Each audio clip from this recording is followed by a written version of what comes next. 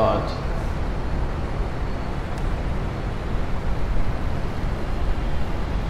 میرے ساتھ یہ دعا پڑھ لیں ایک دفعہ۔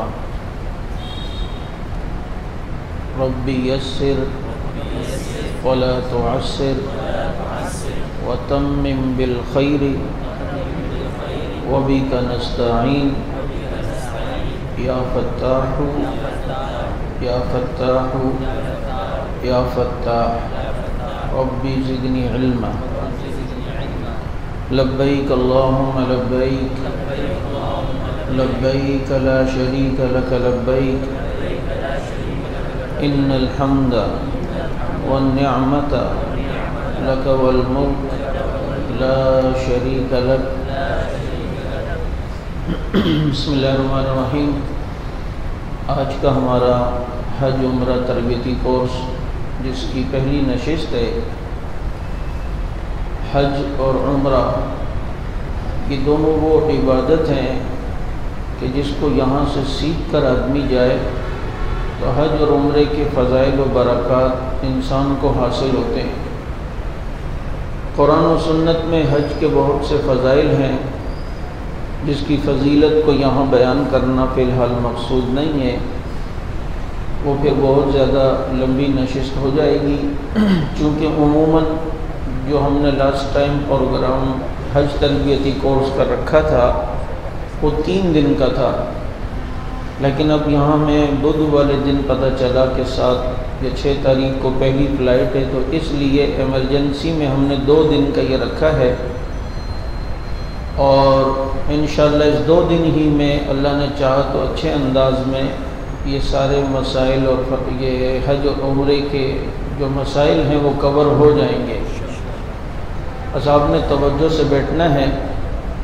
حج ایک عاشقانہ عمل ہے، جیسے کوئی اپنے محبوب کی گلیوں میں دیوانہ وار گھومتا اور پھرتا ہے، تو حج کی لاجک اور فلسفہ بھی یہی ہے کہ 2 کپڑوں میں پراگندہ حال، بکھرے ہوئے بال، بڑے ہوئے ناخن، بغیر خوشبو اور جسم کی میل کچیل کے ساتھ ایک آدمی اپنے رب کو حاصل کرنے کے لیے اس کی گلیوں میں چکر لگا رہا ہوتا ہے۔ اللہ کے نبی صلی اللہ علیہ وسلم نے حج کی فضیلت بتائی کہ حج مبرور جسے نصیب ہو گیا قبول حج، وہ ایسا ہی ہے جیسے آج پیدا ہوا ہو،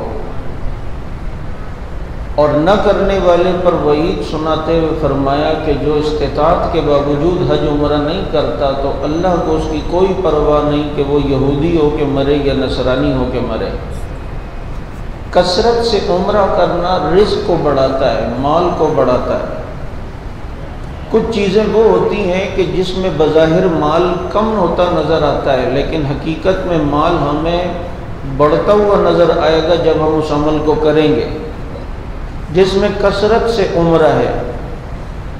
تو چنانچہ حج اور عمرے کی فضیلت اور اس کے فضائل و مسائل یہ تو ہم سب کو پتہ ہے۔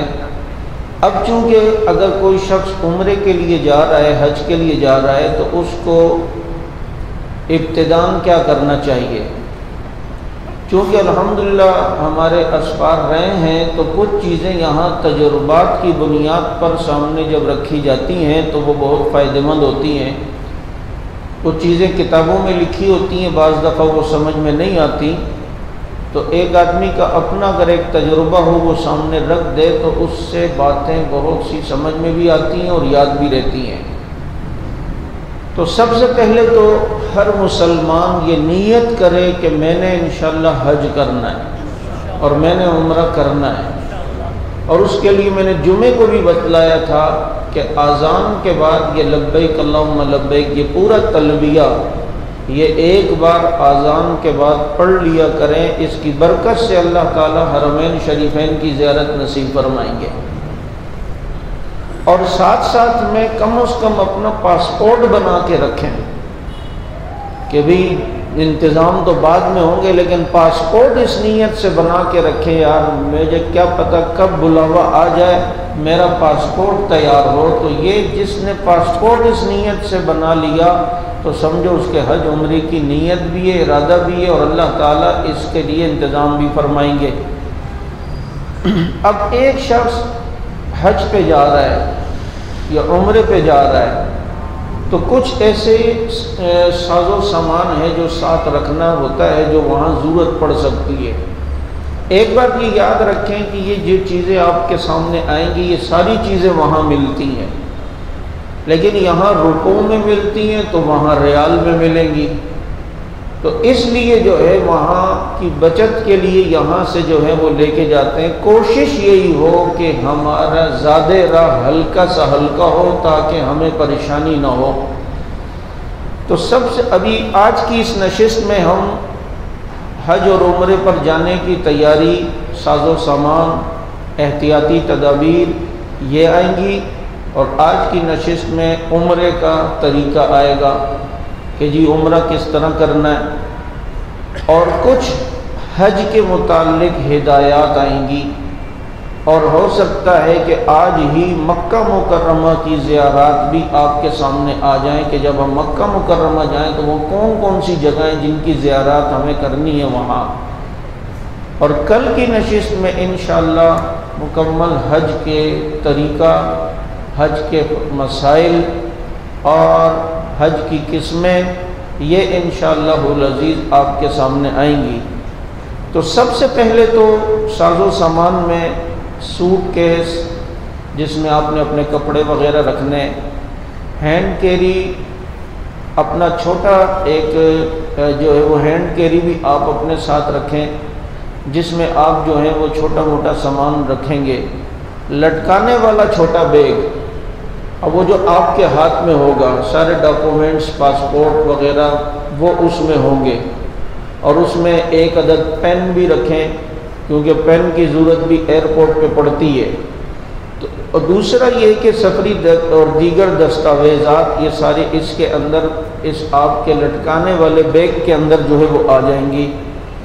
ضرورت کے مطابق نقد رقم وغیرہ جتنی یہاں سے لے جانا الاؤ ہے اتنا جو ہے آپ اپنے ساتھ نقد رقم بھی رکھیں تاکہ وہاں پر کام آئے۔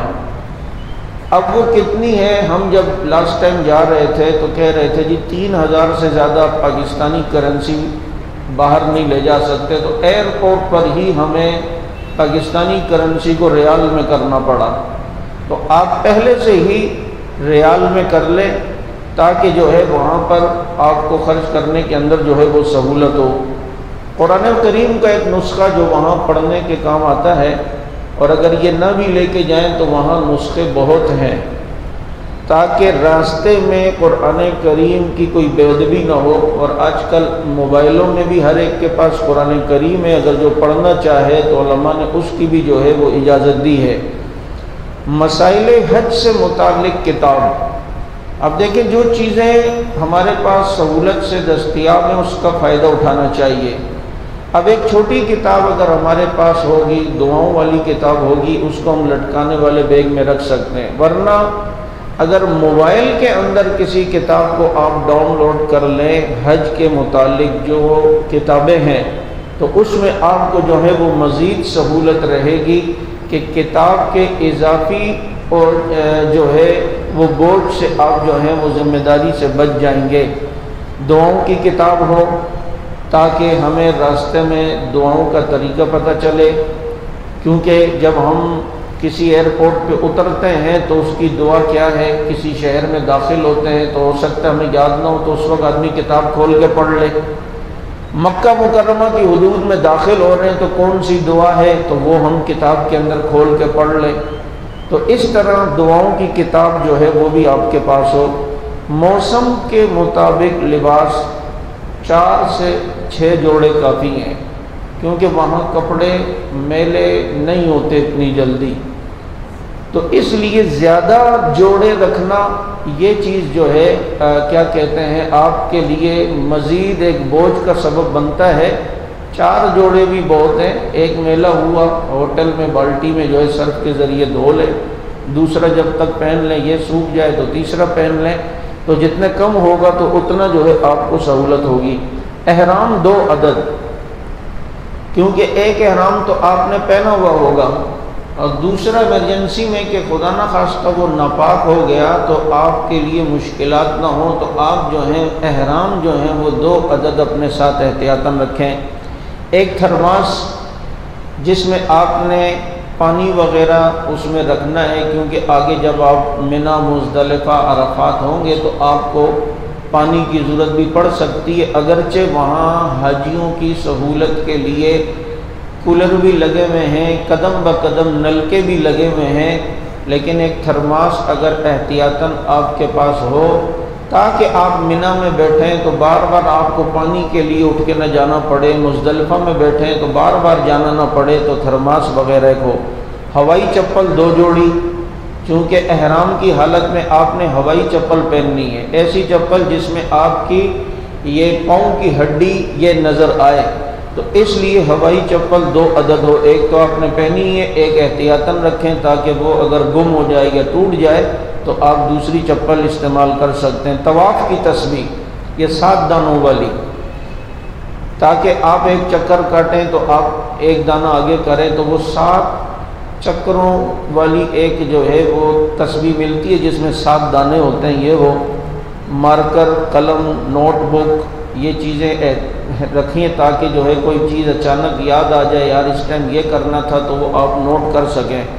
موبائل چارجر، چھتری جو وہاں گرمی سے بھی بچانے کے کام آتی ہے اور اگر بارش ہو جائے تو بارش سے لیے بھی ہے۔ چادر اور ہوا بھرنے والا تکیہ، چادر اس لیے کہ وہ آپ کو منا مزدلفہ میں کام آئے گی، ہوا بھرنے والا تکیہ ہو تو زیادہ اچھا ہے کہ آپ نے سونا ہو تو اس میں ہوا بھر لیں، جب سو کے اٹھ گئے تو اس کی ہوا نکال کے اسے جو ہے اپنے بیگ میں آسانی سے رکھ سکتے ہیں۔ چٹائی یا دری، چٹائی یا دری اس لیے کہ یہ بھی آپ کو مزدلفہ کے اندر کام آئے گی۔ یہ ساری چیزیں احتیاطاً بتائی جا رہی ہیں تاکہ یہ ساز و سامان ہو جائے۔ سفری جائے نماز، تاکہ راستے میں یا جدہ ایئرپورٹ یا کسی ایئرپورٹ پر یا مزدلفہ کے اندر خاص کر نماز پڑھنی پڑ جائے تو یہ نماز ہمارے پاس ہو۔ واٹر اسپرے بوتل یہ احتیاطاً رکھی جاتی ہے جس میں وہاں کی گرمی ہوتی ہے، تو اس گرمی سے بچنے کے لیے آدمی اپنے پہ اسپرے کرتا رہتا ہے تاکہ جو ہے وہاں کی گرمی اور لوگوں کے حبس سے آدمی جو ہے وہ بچ جائے۔ یہ اگر آپ مناسب اپنی طبیعت کے لحاظ سے سمجھتے ہیں تو رکھ لیں ورنہ ضرورت نہیں ہے۔ ایک بڑی چادر یہ بھی احتیاطاً ہو جو بہت سے کاموں میں کام آتی ہے۔ سیفٹی پن، تاکہ کہیں کسی جگہ چادر باندھنی پڑ جائے تو وہاں یہ سیفٹی پن آپ کے کام آئے گی۔ کھانے پینے کے معمولی برتن، ایک آدھ کپ رکھ لیا، ایک آدھ جو ہے وہ آپ نے اپنے ساتھ چمچ وغیرہ رکھ لی، کچھ تھوڑی 1-2 پلیٹیں رکھ لی، معمولی سے برتن آپ اپنے ساتھ رکھیں۔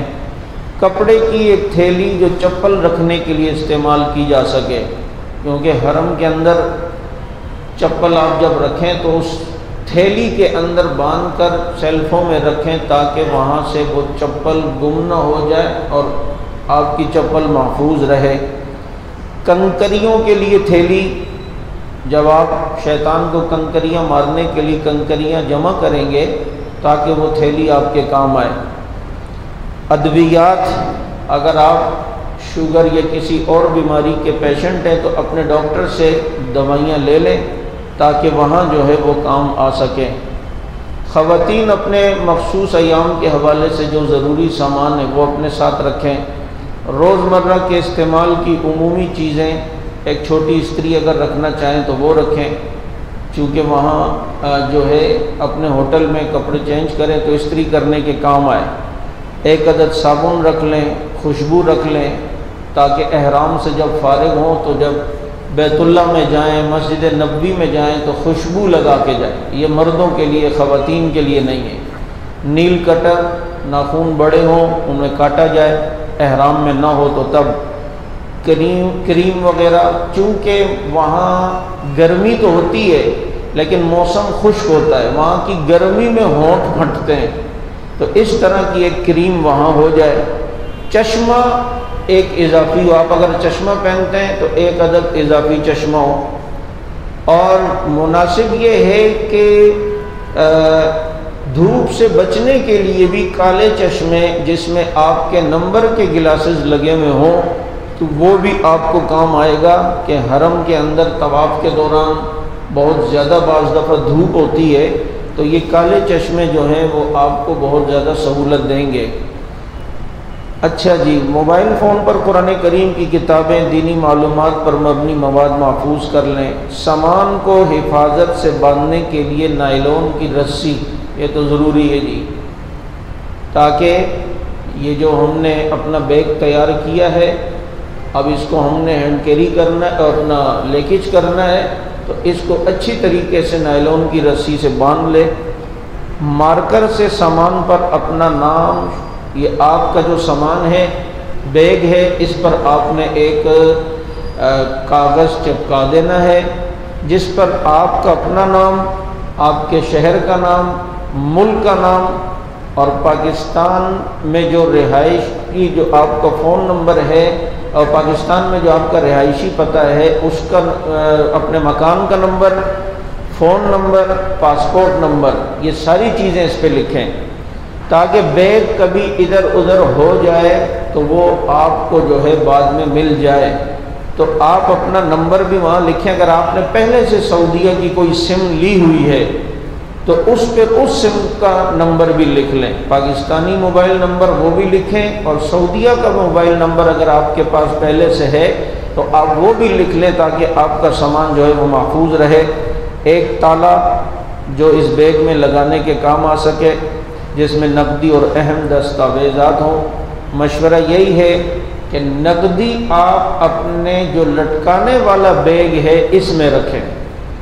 آپ نے اگر اپنے لیکیج کیے ہوئے بیگ میں رکھا تو بعض دفعہ اس سے جو ہے وہ ایسے لوگ بھی ہوتے ہیں جنہیں حاجیوں کی بھی عزت کا خیال نہیں ہوتا، نکال نہ لیں۔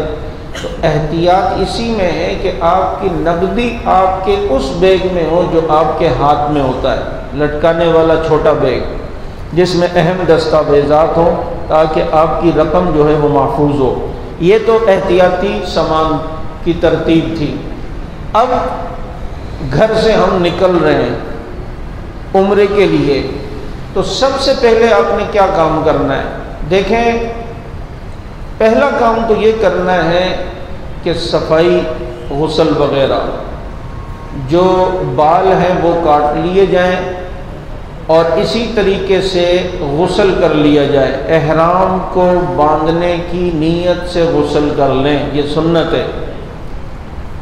اور اس کے بعد تھوڑی بہت اپنے جسم پر خوشبو لگا لیں نہانے کے بعد، یہ بھی سنت ہے، کیونکہ ابھی تک آپ نے احرام نہیں باندھا تو ابھی تک آپ محرم نہیں ہیں، آپ پر عمرے احرام کی پابندیاں نہیں ہیں۔ تو غسل کرنے کے بعد آپ اپنے جسم پر تھوڑی سی خوشبو لگا دیں۔ اس کے بعد آپ نے احرام کی 2 چادریں اوڑھ لینی ہیں، اور احرام باندھنے کا طریقہ آگے آ جائے گا۔ نیچے ازار ہے وہ تو لنگی کی طرح باندھنا ہے، اور اوپر کی چادر اپنے کندھوں پہ لے لینا ہے۔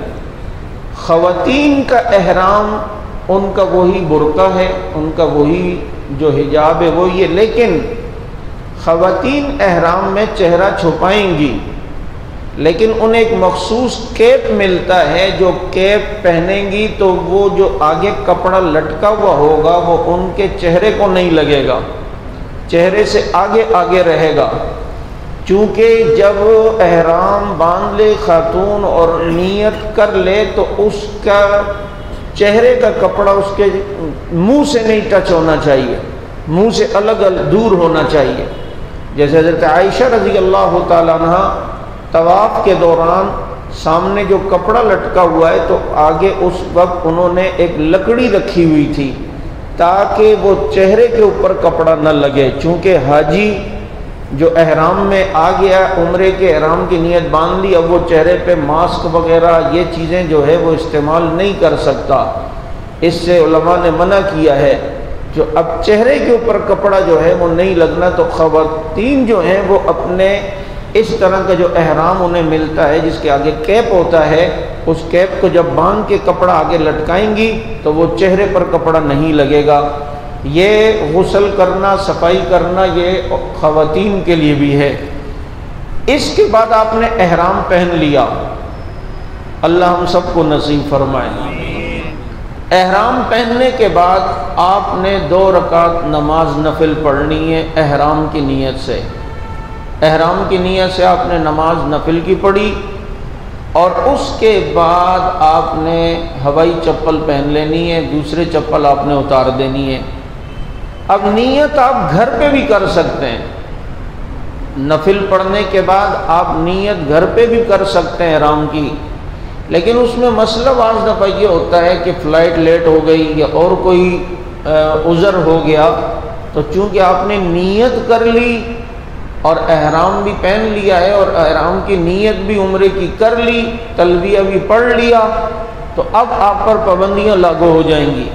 اس لیے آپ ایئرپورٹ کے سارے مرحلے کو طے کریں، آرام سے جہاز میں جا کے بیٹھیں، بیٹھنے کے بعد آپ جب جہاز اڑ جائے کھانا وغیرہ کھا لیں جہاز میں جو وہ پیش کریں گے، اس کے بعد جو ہے وہ آپ احرام کی نیت کر لیں، اور عمرے کے اگر احرام باندھا ہے تو اللہم انی ارید العمرہ فیسرھا لی وتقبلھا منی، کہ اے اللہ میں نے عمرے کا ارادہ کیا ہے، میرے لیے آسان کر دے اور میرے لیے اسے قبول فرما دے۔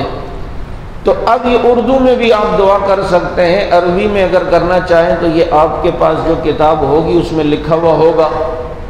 اب آپ نے نیت کی، نیت کرنے کے بعد آپ زور سے پھر تلبیہ پڑھیں گے، لبیک اللہم لبیک لبیک لا شریک لک لبیک ان الحمد والنعمت لک والملک لا شریک لک۔ تو کیا کام آپ نے کیا؟ غسل کیا، غسل کے بعد آپ نے احرام پہنا، احرام پہننے کے بعد آپ نے 2 نفل پڑھنی ہے، 2 نفل احرام کی نیت سے پڑھ لی۔ اب آپ نے ہوائی چپل پہن لی، اس کے بعد آپ کراچی ایئرپورٹ کے تمام مراحل کو طے کریں گے، اور اس کے بعد پھر آپ جب جہاز میں بیٹھ جائیں گے تو آپ جو ہے جہاز اڑنے کے بعد نیت کر لیں، تاکہ جو ہے اب چونکہ یہ یقین ہو گیا کہ واقعی ہی اب جہاز اڑ چکا ہے اور میری فلائٹ کینسل نہیں ہو رہی، تو اب آپ جب نیت کر لیں گے تو اب آپ کے اوپر احرام کی پابندیاں شروع ہو جائیں گی۔ اب کیا کیا پابندیاں ہوں گی وہ آگے جو ہے وہ آئے گا۔ یہ خواتین کے احرام کی تصویر آپ کو سامنے نظر آ رہی ہے، یہ جو ہے وہ کیپ ہے، کیپ نما یہ عورت کا احرام ہے۔ تو چنانچہ اس طرح کا احرام خواتین کا ہوگا۔ یہ بیلٹ ہے احرام کی، یہ 4 قسم کی بیلٹ ملتے ہیں، جو بھی آپ باندھ سکتے ہیں اپنے احرام کے نیچے، اور اس میں آپ اپنے کچھ تھوڑی بہت نقدی وغیرہ اس میں آپ رکھیں۔ جب آپ اپنے ہوٹل میں پہنچ جائیں نا مکہ مکرمہ، وہ آگے بھی آئے گی اس کی باتیں، تو آپ اپنے جو زیادہ رقم ہے وہ آپ اپنے کسی بیگ میں کسی جگہ چھپا کے رکھیں، اور ساتھ اس والے بیگ میں جو آپ کو تصویریں نظر آ رہی ہیں کچھ 15 20 25 30 ریال اپنے پاس رکھیں، تاکہ جو ہے وہ عمرے کے فوراً بعد بھوک لگ رہی ہوتی ہے تو آپ وہاں پھر ہوٹل آئیں گے، پھر جائیں گے تو مشکل ہوگا، تو آپ وہاں سے کچھ کھا پی سکیں گے۔ تو اس میں آپ کم پیسے رکھیں، کیونکہ بھائی جیبیں کٹتی ہیں۔ کچھ لوگ ہوتے ہیں کہ جو وہاں طواف کی نیت سے نہیں آتے بلکہ وہاں اسی کام کے لیے آتے ہیں، اور بہت سارے لوگوں کے ساتھ یہ مسائل ہوتے ہیں۔ میرے اپنے بہنوئی کی یہ بیلٹ کے اس طرح جیب کاٹ دی اور پتہ نہیں بیچارے کا 60-70 ہزار کا نقصان ہوا، اس لیے بہت جو ہے وہ احتیاط کرنی چاہیے۔ یہ احرام کی بیلٹ ہیں۔ اب احرام باندھنے کا یہ طریقہ آپ دیکھ رہے ہیں مرد حضرات، کہ اس طریقے سے جو ہے وہ چادر کو ایزار جو ہے وہ آپ نے لنگی، اس میں تو تصویر میں آپ کو نظر آ رہا ہے کہ الٹا والا حصہ اوپر ہے، حالانکہ آپ کو سیدھی طرف والا حصہ اوپر رکھنا ہے، اور اس طریقے سے جو ہے وہ آپ نے احرام کو باندھ لینا ہے۔ یہ اس صورت میں آپ آ جائیں گے۔ یہ آپ دیکھ لیں، لنگی ہے، چادر ہے، بیلٹ اس نے درمیان میں باندھی ہوئی ہے، اور نیچے جو ہے وہ چپل، ہوائی چپل انہوں نے پہنے ہیں۔ یہ احرام کی کیفیت ہو جائے گی۔ اس طریقے سے آپ نے احرام کو پہننا ہے۔ لیکن اس صاحب کو گرمی زیادہ لگ رہی ہے تو اس نے سینہ دکھایا ہوا ہے، آپ جو ہیں وہ چادر کو بالکل سینہ جو ہے وہ ڈھانک لیں تو یہ زیادہ اچھا ہوتا ہے۔ احرام کے بعد کچھ چیزیں جائز ہیں۔ آپ نے نیت کر لی نا، نیت کرنے کے بعد اب کیا کرنا ہے؟ کچھ چیزیں تو جائز ہیں، کچھ بالکل ہی ناجائز ہیں احرام کے بعد، اور کچھ چیزیں مکروہ ہیں۔ اب جو چیزیں جائز ہیں وہ کیا ہیں کہ ٹھنڈک یا تازگی حاصل کرنے کے لیے میل چھڑائے بغیر غسل کرنا۔ دیکھیں بھائی، ہم جب نماز میں آتے ہیں، مسجد میں آتے ہیں، اللہ تعالیٰ یہ چاہتا ہے میرا بندہ صاف ستھرا ہو کر آئے، خوشبو لگائے۔ لیکن حج عمرے کا فلسفہ یہ ہے کہ اس میں جتنا انسان کا جسم میلا ہوگا، احرام میلا ہوگا، بال بڑے ہوں گے، ناخن بڑے ہوں گے، یہ دیوانہ اللہ کو زیادہ اچھا لگ رہا ہوگا۔ تو اس لیے اگر کوئی شخص ٹھنڈک یا تازگی حاصل کرنے کے لیے غسل کرتا ہے تو ٹھیک ہے، اور اگر ہاتھوں سے میل بھی ہٹا رہا ہے تو اس سے بھی کوئی فرق نہیں پڑے گا۔ ایک بات یہ یاد رکھیں، بعض لوگ کہتے ہیں کہ یار احرام جب تک آپ نے بال نہیں کٹائے تو احرام کھول نہیں سکتے۔ تو احرام کھولنے کا مطلب ہوتا ہے سلے ہوئے کپڑے نہیں پہن سکتے۔ باقی اگر ایک شخص احرام کھول رہا ہے، غسل کر رہا ہے، یا اس احرام کو بدل کے دوسرا پہن رہا ہے تو کوئی حرج نہیں۔ حج کے دنوں میں ہمارے ایک رشتہ دار کا مجھے فون آیا، بڑا گھبرایا ہوا، کہہ رہے یار ہمارے ساتھ ہمارا ایک ساتھی آیا ہوا ہے، اس نے جو ہے نا غسل کر لیا ہے۔ تو میں نے کہا کیا ہو گیا؟ 100 بار غسل کرے؟ کہتا اس نے احرام کھول لیا ہے نا۔ تو میں نے کہا احرام کھولنے کا یہ مطلب تھوڑی ہے کہ احرام کھول لیا۔ احرام کھولنے کا مطلب ہوتا ہے سلے ہوئے کپڑے پہن لیے۔ سلے ہوئے کپڑے پہن لینا، اس کو کہتے ہیں احرام کھولنا۔ تو ویسے تو ایک آدمی احرام کھول رہا ہے، بدل رہا ہے، نہا رہا ہے۔ خاتون اگر اپنے چادر اٹھا رہی ہے، اپنے ہوٹل میں نہا رہی ہے، ٹھیک ہے، اجازت ہے۔ تو میل چھڑائے بغیر غسل کرتے ہیں۔ میل اگر چھڑانے کے لیے بھی کر رہے ہیں تو تب بھی جائز ہے۔ بغیر خوشبو والے صابن سے بھی اگر کوئی نہا رہا ہے، اس میں میل تو آلریڈی خود ہی ختم ہو جائے گی، تب بھی یہ جائز ہے۔ لیکن بہتر یہ ہے کہ اگر تازگی کے لیے نہا رہا ہے تو بغیر صابن کے نہائے۔ صابن بھی وہ جو خوشبو والا نہ ہو، وہ جائز ہے اس سے غسل کرنا۔ لیکن خوشبو والے صابن سے تو کسی صورت میں بھی احرام کی حالت میں آپ نہیں نہا سکتے جب تک آپ نے اپنا عمرہ مکمل نہیں کیا۔ دوسری چیز، انگوٹھی پہننا چاہے پہن سکتے ہیں، چشمہ پہننا چاہے پہن سکتے ہیں، چھتری لینا چاہے لے سکتے ہیں، بیلٹ استعمال کرنا چاہے احرام میں کر سکتے ہیں۔ زخمی اعضاء پر پٹی وغیرہ باندھ سکتے ہیں سوائے چہرے کے، کیونکہ چہرہ کا کھلا ہونا یہ ضروری ہے۔ لیکن خواتین کے لیے میں بار بار کہہ رہا ہوں، خواتین کے لیے اپنا چہرہ حرم میں دکھانا بھی حرام ہے۔ ان کو چہرے پر کپڑا نہیں لگنا، لیکن چہرے کے سامنے کپڑا ہونا ہے جو ان کو چہرے سے بچانے کے لیے ان کا کیپ جو ہے وہ ذریعہ بنے گا کہ پردہ بھی ہو جائے گا اور چہرے پہ کپڑا بھی نہیں لگے گا۔ بغیر خوشبو والی دوا لگانا یہ بھی احرام کی حالت میں ٹھیک ہے، لیکن جس دوا میں خوشبو ہو، پاؤں میں درد ہو رہا ہے، پتہ چلا کہہ رہے ہیں چلو جی وکس سے میں ذرا مالش کر لوں، تو وکس میں 80% کافور کی خوشبو ہوتی ہے، تو وکس نہیں لگا سکتے کیونکہ اس میں خوشبو ہے۔ بغیر خوشبو والی اگر کوئی دوائی لگانا چاہے تو وہ لگا سکتا ہے۔ کوئی موذی جانور، کھٹمل وغیرہ، سانپ بچھو وہ نظر آ جائے تو اس کو مار سکتے ہیں، اس کے علاوہ کسی جانور کو نہیں مار سکتے۔ اب احرام میں کیا کام منع ہے؟ بالکل ناجائز ہیں، تاکہ جو ہے آپ کا احرام کی حالت میں آپ کا یہ عمرہ خراب نہ ہو۔ پہلے تو چند چیزیں جائز تھیں، اب منع کیا ہے؟ تو سلے ہوئے کپڑے پہننا منع ہے جب تک آپ کا عمرہ مکمل نہیں ہوا، آپ سلے ہوئے کپڑے نہیں پہن سکتے۔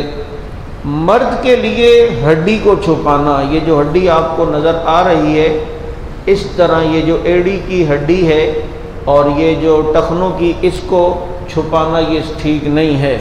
اور دیکھیں، سب سے پہلی بات یہ یاد رکھیں کہ آپ کو اگر وہاں کوئی مسئلہ بتائے، کوئی واقعی عالم ہو، آپ جانتے ہیں کہ عالم ہے، تو اسے ایکسیپٹ کرنا چاہیے، لینا چاہیے۔ وہاں اپنی لاجک فلسفے نہیں چلائیں۔ ہم مدینہ منورہ سے احرام پہن کے آ رہے تھے عمرے کے لیے، مکہ مکرمہ سے پہلے ایک جگہ ہوٹل پہ گاڑی رکی، ایک صاحب وہاں خوشبو والے صابن سے ہاتھ دھو رہے واش روم سے نکلنے کے بعد۔ میں نے کہا کہ بھائی خوشبو والا صابن ہے؟ ارے مولوی صاحب ایسا بھی نہیں ہوتا یار، یہ آپ لوگوں نے اتنی پابندی، یہ مولویوں نے پابندی لگائی ہے کیا؟ آپ اتنے دور سے پیسہ خرچ کر کے آ رہے ہیں اور یہاں آپ اپنی عادتیں پھر بھی نہیں چھوڑ رہے، تو اس لیے کوئی مسئلہ سمجھائے تو اسے قبول کر لینا چاہیے۔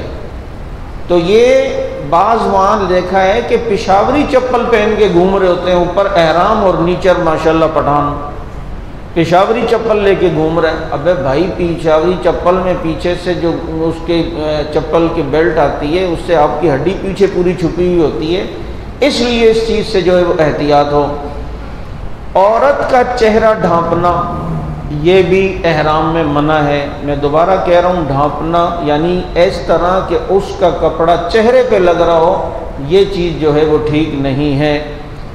احرام کے بعد تعلق زوجین، عورت کے ساتھ جو ہے وہ تعلق کو قائم کرنا، شہوت کے ساتھ اس کو ہاتھ لگانا، گلے لگانا، اسے چومنا، یہ سب چیزیں ممنوع ہیں اور ناجائز ہیں۔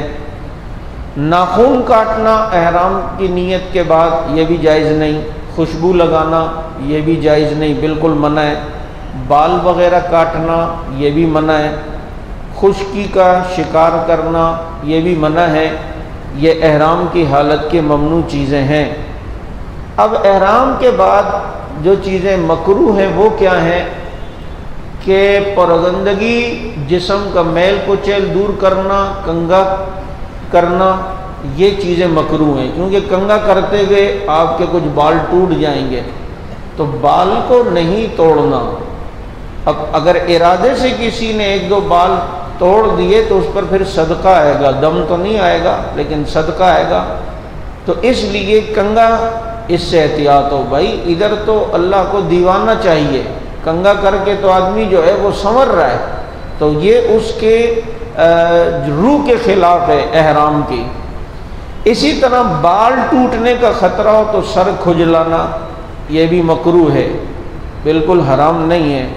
تو اس لیے قصداً خوشبو سونگھنا، ایک تو خوشبو لگانا وہ تو حرام ہے، لیکن ایک کہ خوشبو سونگھنا یہ بھی جو ہے وہ مکروہ، اس سے بچنا چاہیے۔ خوشبودار ہار گلے میں ڈالنا، جب آپ نے نیت کر لی، آپ جب نکل رہے ہیں گھر سے، ابھی آپ نے صرف 2 رکعت نفل پڑھی ہے، ایئرپورٹ کے لیے جا رہے ہیں، اب خاندان والے اگر گلے میں گلاب کے ہاتھ ڈال رہے ہیں تو وہ اب ڈال سکتے ہیں، کیونکہ ابھی تک آپ نے نیت نہیں کی ہے۔ نیت کرنے کے بعد ایسا نہیں کرنا چاہیے۔ خوشبودار کھانا، بغیر پکا ہوا جو کھانا ہوتا ہے جس میں خوشبو ہو، ایسے کھانوں سے بھی جو ہے وہ احتراز کرنا چاہیے۔ اسی طرح سطر کی حفاظت کے لیے احرام کی تہبند، سینہ گرہ لگانا، پن لگانا۔ بعض لوگ نفسیاتی ٹائپ کے ہوتے ہیں، وہ سمجھتے ہیں یار ابھی کھل جائے گا سطر کو، وہ پنیں باندھ دیتے ہیں۔ تو بھائی اس کی 1-2 دن پہلے، 4 دن پہلے گھر میں پریکٹس شروع کریں نا، ایسی لنگی ٹائپ کی کوئی چیز باندھ لی، تھوڑا چل لیا، تھوڑا ادھر چلے گئے، تاکہ جو ہے وہ شک بھی دور ہو اور پریکٹس بھی ہو جائے۔ تو اس کے لیے سیفٹی پن وغیرہ باندھنا، یا اوپر کی جو کندھوں کی چادریں ہیں، یہ بار بار چونکہ ایک چادر کا حصہ نیچے آ جاتا ہے، اس کو سنبھالنے کے لیے سیفٹی پن لگانا یہ مکروہ ہے، ناجائز تو نہیں ہے لیکن مناسب نہیں ہے، اس سے بچنا چاہیے۔ بعض لوگوں کی عادت ہوتی ہے وہ الٹا لیٹتے ہیں، اور یہ الٹا لیٹنا شیطان کا طریقہ ہے، حدیث میں منع ہے۔ تو چونکہ الٹا لیٹنے کی صورت میں اس کا تکیہ اس کے منہ سے لگ رہا ہوگا، تو اس لیے منہ سے تکیہ لگانا یہ ٹھیک نہیں، کیونکہ چہرے کو کھلا رکھنا ہے، اس پہ کوئی کپڑا وغیرہ نہ ٹچ ہو۔ کپڑے یا تولیے سے منہ پونچھنا یہ بھی جو ہے وہ مکروہ ہے، کیونکہ آپ نے تولیے سے منہ صاف کیا تو اتنی دیر آپ کے چہرے پر کپڑا لگ جائے گا، جو کہ مکروہ ہے، اور اس طرح احرام میں یہ چیزیں نہیں ہونی چاہیے۔ اب گھر سے روانگی ہے، پہلے تو سنت طریقہ یہ ہے کہ آپ نے 2 رکعت جو گھر میں نفل پڑھی تھی احرام کی بھی نیت کر لیں اس میں، اور سفر کی نیت بھی کریں کہ اللہ کے نبی جب سفر پہ جاتے تھے تو پہلے 2 رکعت نفل پڑھ کے جاتے تھے، اور بہتر یہ ہے کہ 2 رکعت سفر کی نیت سے پڑھ لیں اور 2 رکعت احرام کی نیت سے علیحدہ علیحدہ پڑھ لیں۔ اب آپ اپنے جب گھر سے نکلنے لگیں تو الٹا پاؤں گھر سے باہر رکھیں اور بسم اللہ توکلت علی اللہ لا حول ولا قوت الا باللہ یہ پڑھ کر نکلیں، جو گھر سے نکلنے کی دعا ہے، تاکہ گھر پیچھے اللہ تعالیٰ گھر کی مال آل اولاد کی جو ہے وہ حفاظت فرمائے۔ جو سفر کی سنتیں ہیں اس پر جو ہے وہ عمل ہو، تاکہ ہمارا سفر بھی سنت کے مطابق ہو۔ اب آتے ہیں، ہم گھر سے نکل گئے، جہاز میں بیٹھ گئے، جہاز اڑ بھی گیا، اور ماشاءاللہ سفر ہوتے ہوتے ہم جو ہے وہ سمندر کے اوپر سے گزرتے گزرتے اب پہنچ گئے ہیں جدہ ایئرپورٹ۔ چنانچہ جدہ ایئرپورٹ، اب جب جدہ ایئرپورٹ پہ پہنچیں گے تو وہاں آپ نے اپنے جو ایئرپورٹ کے مراحل ہیں ان کو طے کرنا ہے۔ ایک بات یہ یاد رکھیں، چونکہ اس دفعہ ہمارے پاس 2 دن ہیں تو میں زیادہ تفصیل سے ہر چیز نہیں بتا سکتا، لیکن اتنا بتلا دوں کہ آپ جب اس سفر پہ جا رہے ہوں اور آپ کو اگر کوئی یہ کہے کہ یار یہ میرے فلاں رشتہ دار وہاں یہ چیز ادھر اس کو دے دے، اگر وہ چیز پیک ہے تو اس کو آپ کھولیں، اس کو پہلے لیتے ہوئے بولے بھائی میں کھول کے چیک کروں گا، ناراض نہیں ہونا۔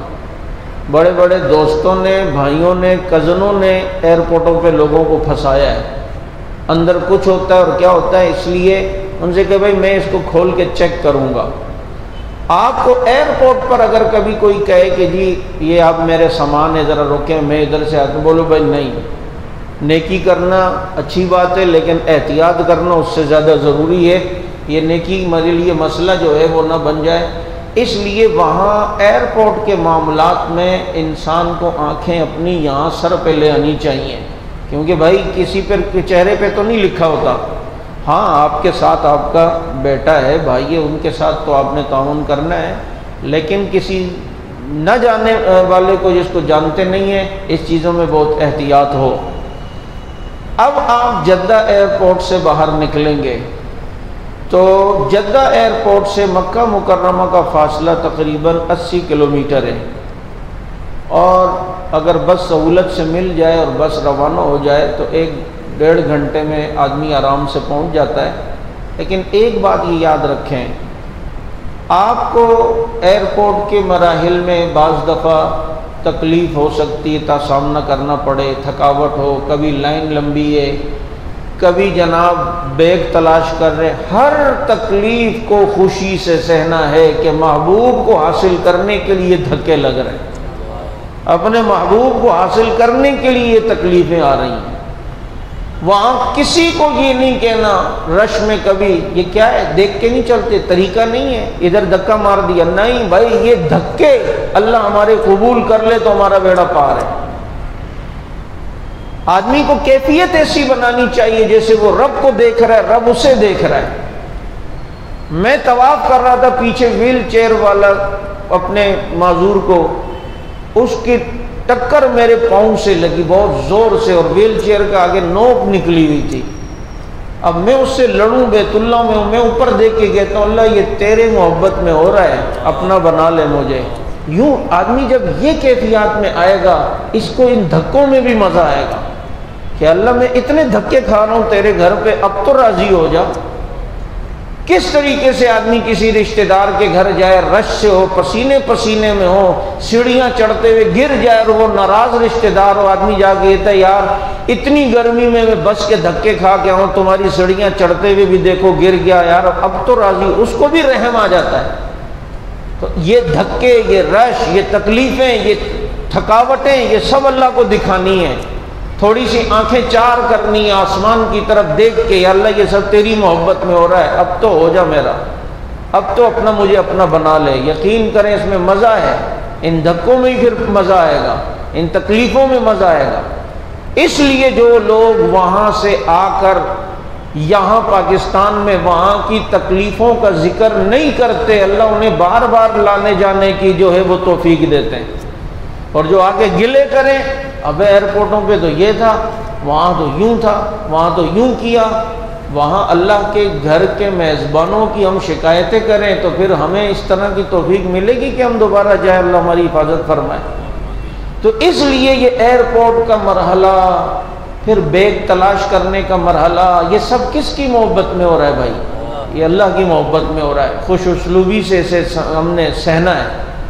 اب وہاں سے ہم جب نکلیں گے تو یہ جو آپ کو بس کے ساتھ ایک تصویر نظر آ رہی ہے مکہ مکرمہ، یہ بورڈ ادھر صرف آگے مسلمان جا سکتے ہیں، اس کے ساتھ جو ہے وہ تیسری تصویر جو ہے جس میں بدایہ حد الحرم ہے، جس میں حدود حرم کی ابتدا کی یہ نشانی ہے کہ یا جب یہ اس طرح کے آپ کو جو ہے وہ عمارت نظر آئے گی، پلر، سمجھے آپ حدود حرم میں آ گئے، اور مکہ مکرمہ میں داخل ہوتے یہ رحل جو بنی ہوئی ہے، یہ رحل اس کے بعد مکہ کی حدود شروع ہو جاتی ہے۔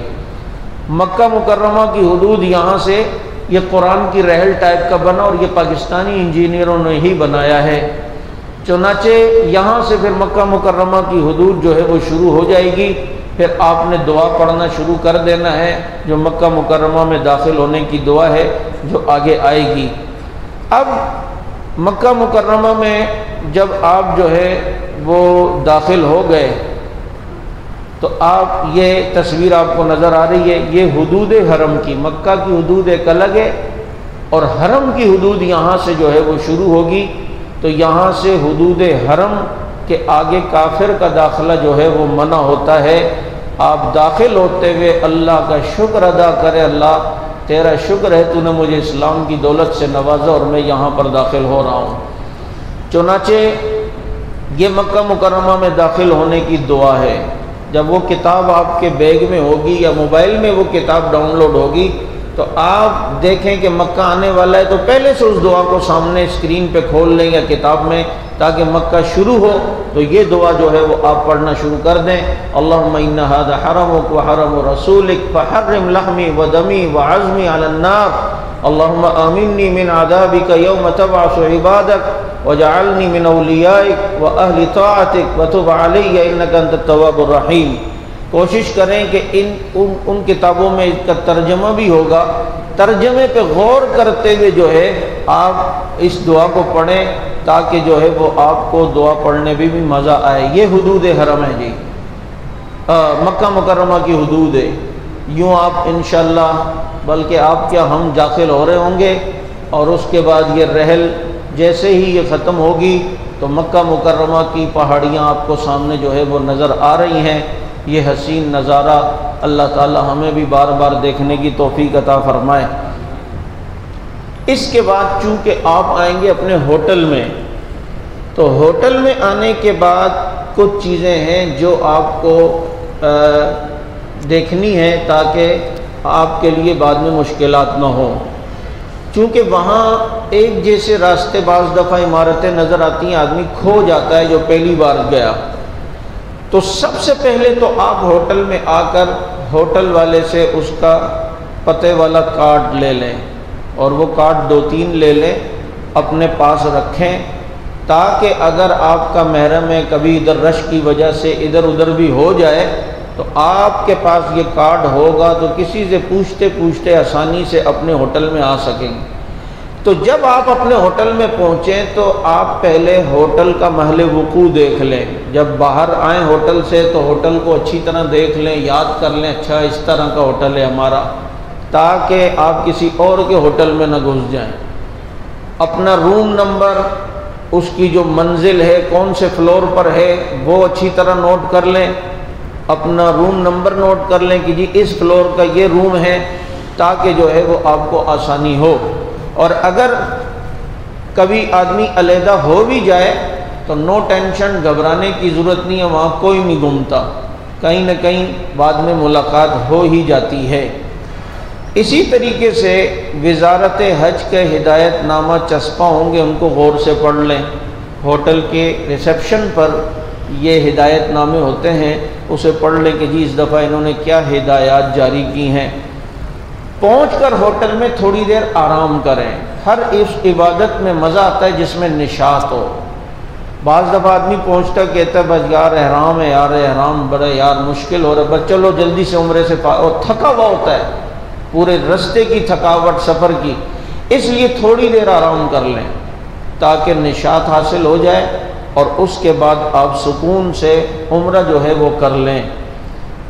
یہ سفر حج کے دوران ملنے والے شناختی اشیاء، اس طرح کے کارڈ آپ کو آپ کا گروپ لیڈر دے گا. یہ گلے میں لٹکا لیں یا آپ اپنے پاس رکھیں، لیکن گلے میں لٹکانا میں اس کو اچھا نہیں سمجھتا. اس کو جیب میں یا بیگ میں رکھیں، کیونکہ اس میں تصویر ہوتی ہے، اور وہ تصویر جو ہے وہ ہم طواف کے دوران بھی اپنے ساتھ ساتھ لے کے گھوم رہے ہوتے ہیں، ذرا مناسب نہیں ہے. اب آ جائیں ہم اپنے ہوٹل سے آرام کر کے اور وضو کر کے اب جا رہے ہیں حرم کی طرف، اور ہمارے قدم اب اٹھ رہے ہیں حرم کی طرف. یہ حرم کی فضائی تصویر ہے جو نقشہ آپ دیکھ رہے ہیں.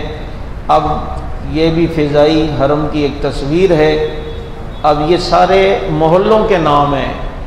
یہ محلہ شامیہ، مصطلہ، دارالتوحید، مکہ ٹاور، اجیاد، جبل ابو قبیس، شب ابی طالب، یہ سارے عموماً ہمارے پاکستانیوں کو یہ مصطلہ والے روڈ پر جو ہے اس جگہ ہوٹل ملتے ہیں. تو لہذا آپ اپنے محلے کا نام بھی وہاں پہنچ کر ذرا دیکھ لیں کہ آپ کے محلے کا کیا نام ہے. اب خانہ کعبہ پر پہلی نظر پڑنے جا رہی ہے.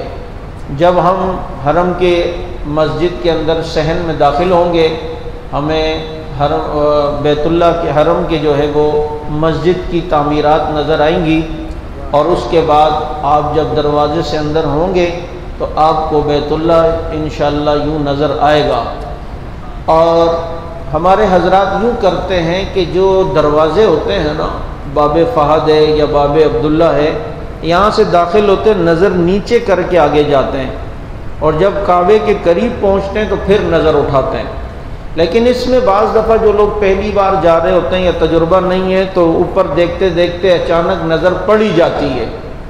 تو جیسے ہی آپ کی پہلی نظر بیت اللہ پہ پڑے آپ رک جائیں، اور آدھا بیت اللہ نظر آ رہا ہو یا بیت اللہ کا کوئی کنارہ نظر آ رہا ہو، بس آپ رک کے اب آپ وہاں دعا مانگیں کہ بیت اللہ پر پہلی نظر پڑتے ہوئے دعا قبول ہوتی ہے.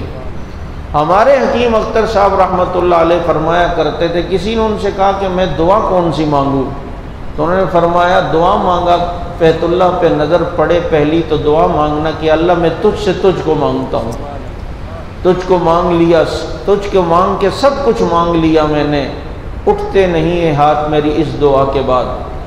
بعض حضرات کہتے ہیں کہ پہلی نظر پڑتے ہی یہ دعا مانگا کریں کہ یا اللہ میں یہاں جو دعائیں کروں وہ دعائیں قبول فرما لے، میں یہاں جو دعائیں کروں وہ دعا قبول فرما لے.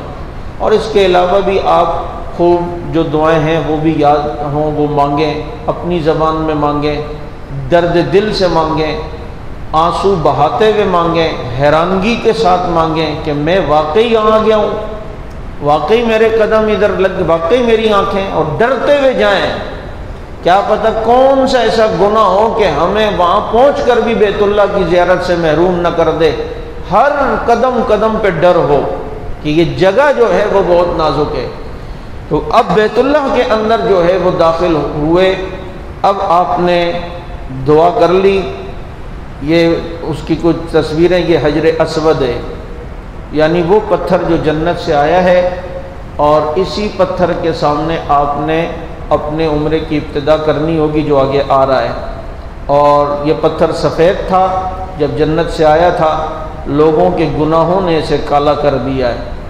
یہ جو آپ کو یو کی شکل نظر آ رہی ہے اسے حتیم کہتے ہیں، اور یہ حتیم کی، یہ بیت اللہ کی جو دیوار ہے، اس دیوار سے تقریباً 1.5 فٹ آگے آپ آئیں، تقریباً 1.5 فٹ آپ آگے آئیں تو یہ بیت اللہ ہی ہے۔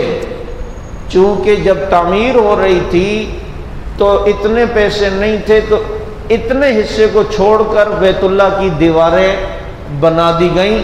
تو اس حتیم کے اندر جو بیت اللہ کی دیوار ہے، اس دیوار سے تقریباً 1.5 پونے 2 فٹ آگے یہ بیت اللہ ہی ہے۔ جس نے یہاں کھڑے ہو کر نماز پڑھی وہ ایسا ہی جیسے بیت اللہ کے اندر نماز پڑھی ہے۔ لیکن بعض لوگ یہ یوں جو بنا ہوا ہے اس کے بالکل کنارے پر آ کر نماز پڑھتے ہیں۔ حتیم میں تو وہ آ گیا، لیکن بیت اللہ کے اندر نہیں ہے۔ بیت اللہ کے اندر اس کی یہ ایک ہی صف تقریباً بنتی ہے جو بیت اللہ کی دیوار کے ساتھ ہے۔ بہرحال یہ حتیم ہے۔ حتیم کے اوپر آپ میزاب رحمت بھی دیکھ رہے ہیں، جو کہ پانی جب بارش ہوتی ہے تو یہاں سے گرتا ہے، اور پہلے تو نہاتے تھے بارش میں لوگ یہاں برکت کے لیے، اب بارش کے آثار نظر آتے ہیں تو یہاں پر باڑ لگا دی جاتی اور حتیم میں کسی کو جانے نہیں دیتے۔ یہ رکن یمانی ہے۔ یہ سب کا تعارف اس لیے کروا رہا ہوں کہ ابھی یہ آگے ان کے متعلق مسائل آئیں گے۔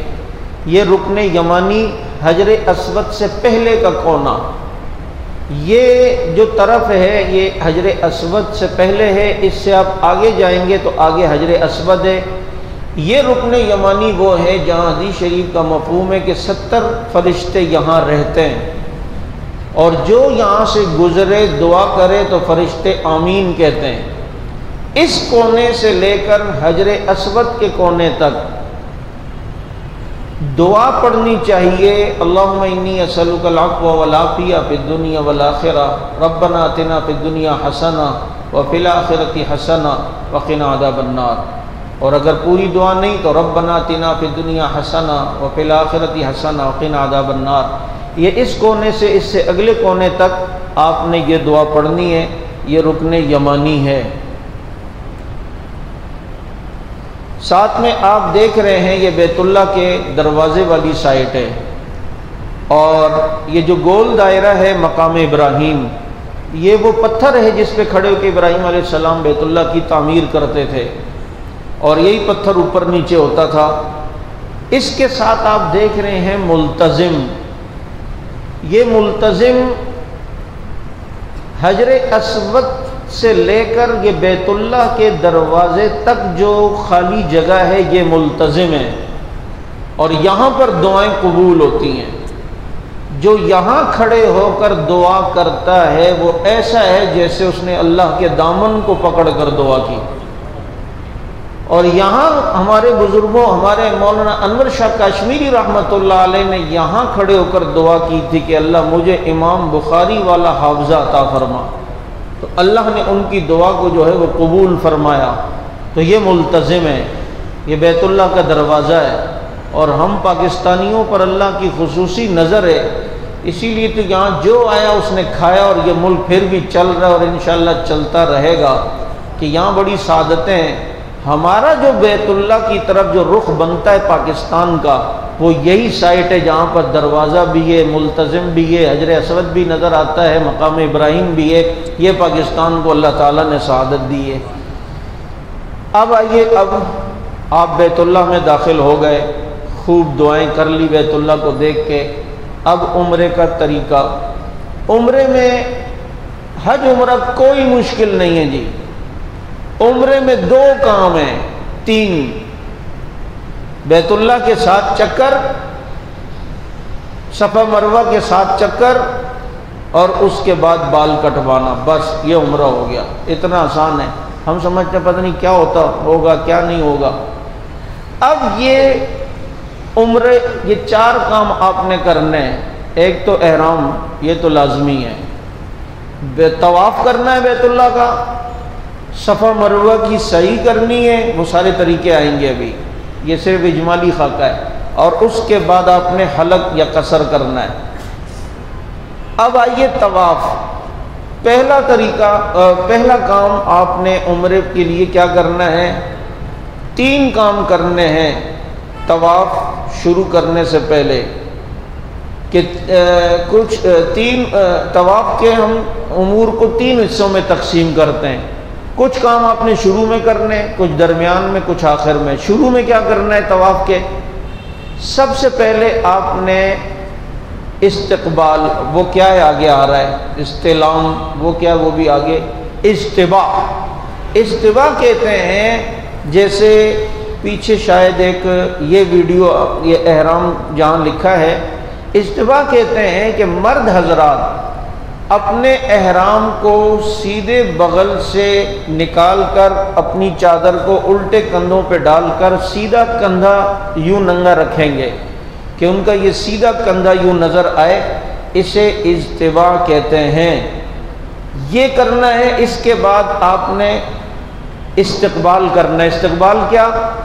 آپ یہ تصویر میں دیکھ رہے ہیں کہ یہ حجر اسود سے تھوڑا سا کھسک کر آپ نے کھڑا ہونا ہے، بالکل حجر اسود کے سامنے نہیں آنا، اور آپ نے اس طرح ہاتھ اٹھانا ہے اور بسم اللہ اللہ اکبر پڑھنا ہے۔ یہ آپ کا استقبال ہو گیا۔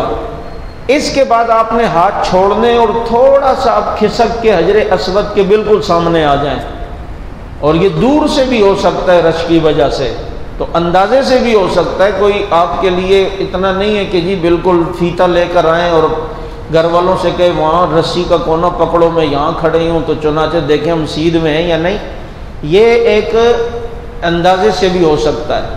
تو استقبال میں آپ نے کیا کیا تھا؟ حجر اسود سے تھوڑا ہٹ کے کھڑے ہوئے، جس میں طرح آپ تصویر میں دیکھ رہے ہیں، اور ہاتھوں کو یوں اٹھائیں، اور ہاتھوں کو آپ کانوں تک بھی اٹھا سکتے ہیں جیسے نماز میں اٹھاتے ہیں۔ تو آپ نے بسم اللہ اللہ اکبر پڑھنا ہے، اور پھر اس کے بعد استلام کرنا ہے۔ یہ اصطلاحات آپ نے اس لیے یاد رکھنی ہے کہ آگے بار بار آئیں گی کہ جی آپ نے استقبال کرنا ہے، استلام کرنا ہے، تو یہ استقبال ہے یعنی ابتدا، بیت اللہ کا آپ استقبال کر رہے ہیں۔ اس کے بعد آپ نے استلام کرنا ہے، اور استلام میں آپ حجر اسود کے سامنے آئیں اور یوں ہاتھ اٹھائیں، کانوں تک اٹھائیں یا کان سے تھوڑا نیچے بھی کر سکتے ہیں، اور یوں آپ نے دعا پڑھنی ہے، بسم اللہ اللہ اکبر، لا الہ الا اللہ وللہ الحمد والصلاۃ والسلام علی رسول اللہ۔ اور اگر کوئی اتنی بڑی دعا نہیں پڑھتا اور اس نے اتنا کہہ دیا بسم اللہ اللہ اکبر، یہ بھی ٹھیک ہے۔ اس کے بعد آپ نے ہاتھوں کو اپنے چوم لینا ہے۔ چومنے کے بعد اب جو ہے وہ آپ کا طواف شروع ہو جائے گا۔ اب آپ جب طواف کے چکر لگاتے لگاتے ایک چکر آپ کا دوبارہ حجر اسود پر ختم ہوگا، تو حجر اسود کے سامنے آ کر دوبارہ آپ نے استلام کرنا ہے، اور رش کی وجہ سے وہاں کھڑا نہیں ہونا چاہیے۔ بہت سے ہمارے لوگ جو ہے نا وہاں کھڑے ہوتے ہیں، پھر یوں، پھر وہ پیچھے سے دھکا آتا ہے، کہاں سے کہاں لے جاتا ہے۔ تو بس آپ نے یوں کعبے کی طرف، حجر اسود کی طرف سینہ کرنا ہے اور استلام کرنا ہے، اللہ بسم اللہ اللہ اکبر، پھر دوسرا چکر شروع کر دینا ہے، پھر تیسرا چکر۔ طواف کے دوران بیت اللہ کو نہیں دیکھنا۔ جب ایک آدمی کسی کے گھر پہ آ جائے اور پھر اس کے گھر کی کھڑکیاں، روشن دان اور اس کو دیکھنے لگے، تو یہ تو گھر والے کی ناقدری ہے۔ ٹھیک ہے، اس کے گھر کا احترام، عزت، وہاں تک پہنچنا، وہاں تک پہنچنے کا شرف حاصل کرنا، یہ سب کرنا ہے، لیکن جب آدمی بادشاہ کے پاس آ جائے، اب بادشاہ کے گھر کو نہیں، بادشاہ کو دیکھتا ہے، تو یہاں آ کر آپ نے بیت اللہ کو نہیں، بیت اللہ کو طرف توجہ کرنی ہے۔ اس لیے طواف کے دوران بیت اللہ کو دیکھنا یہ مکروہ ہے۔ تو آپ نے بیت اللہ کو نہیں دیکھنا اور آپ نے طواف کرنا ہے۔ ہاں، جب آپ حجر اسود پہ پہنچیں گے آپ حجر اسود کی طرف رخ کر کے استلام کریں گے، بسم اللہ اللہ اکبر پڑھیں گے، اب جو ہے آپ کا ایک چکر مکمل ہو گیا۔ اچھا، استوا تو آپ نے کرنا ہے، لیکن یہ جو آپ نے جو مرد حضرات ہیں، استوا یعنی اپنے دائیں کندھے کو ننگا رکھنا ہے۔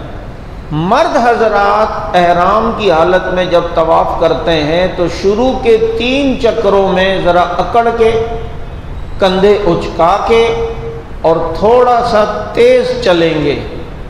اکڑ کے چلنا ہے، کندھوں کو اچکاتے ہوئے چلنا ہے اور تھوڑا سا تیز چلنا ہے۔ یہ 3 اس میں چکروں میں شروع کے 3 چکر، اور اسے رمل کہتے ہیں، اسے رمل کہتے ہیں۔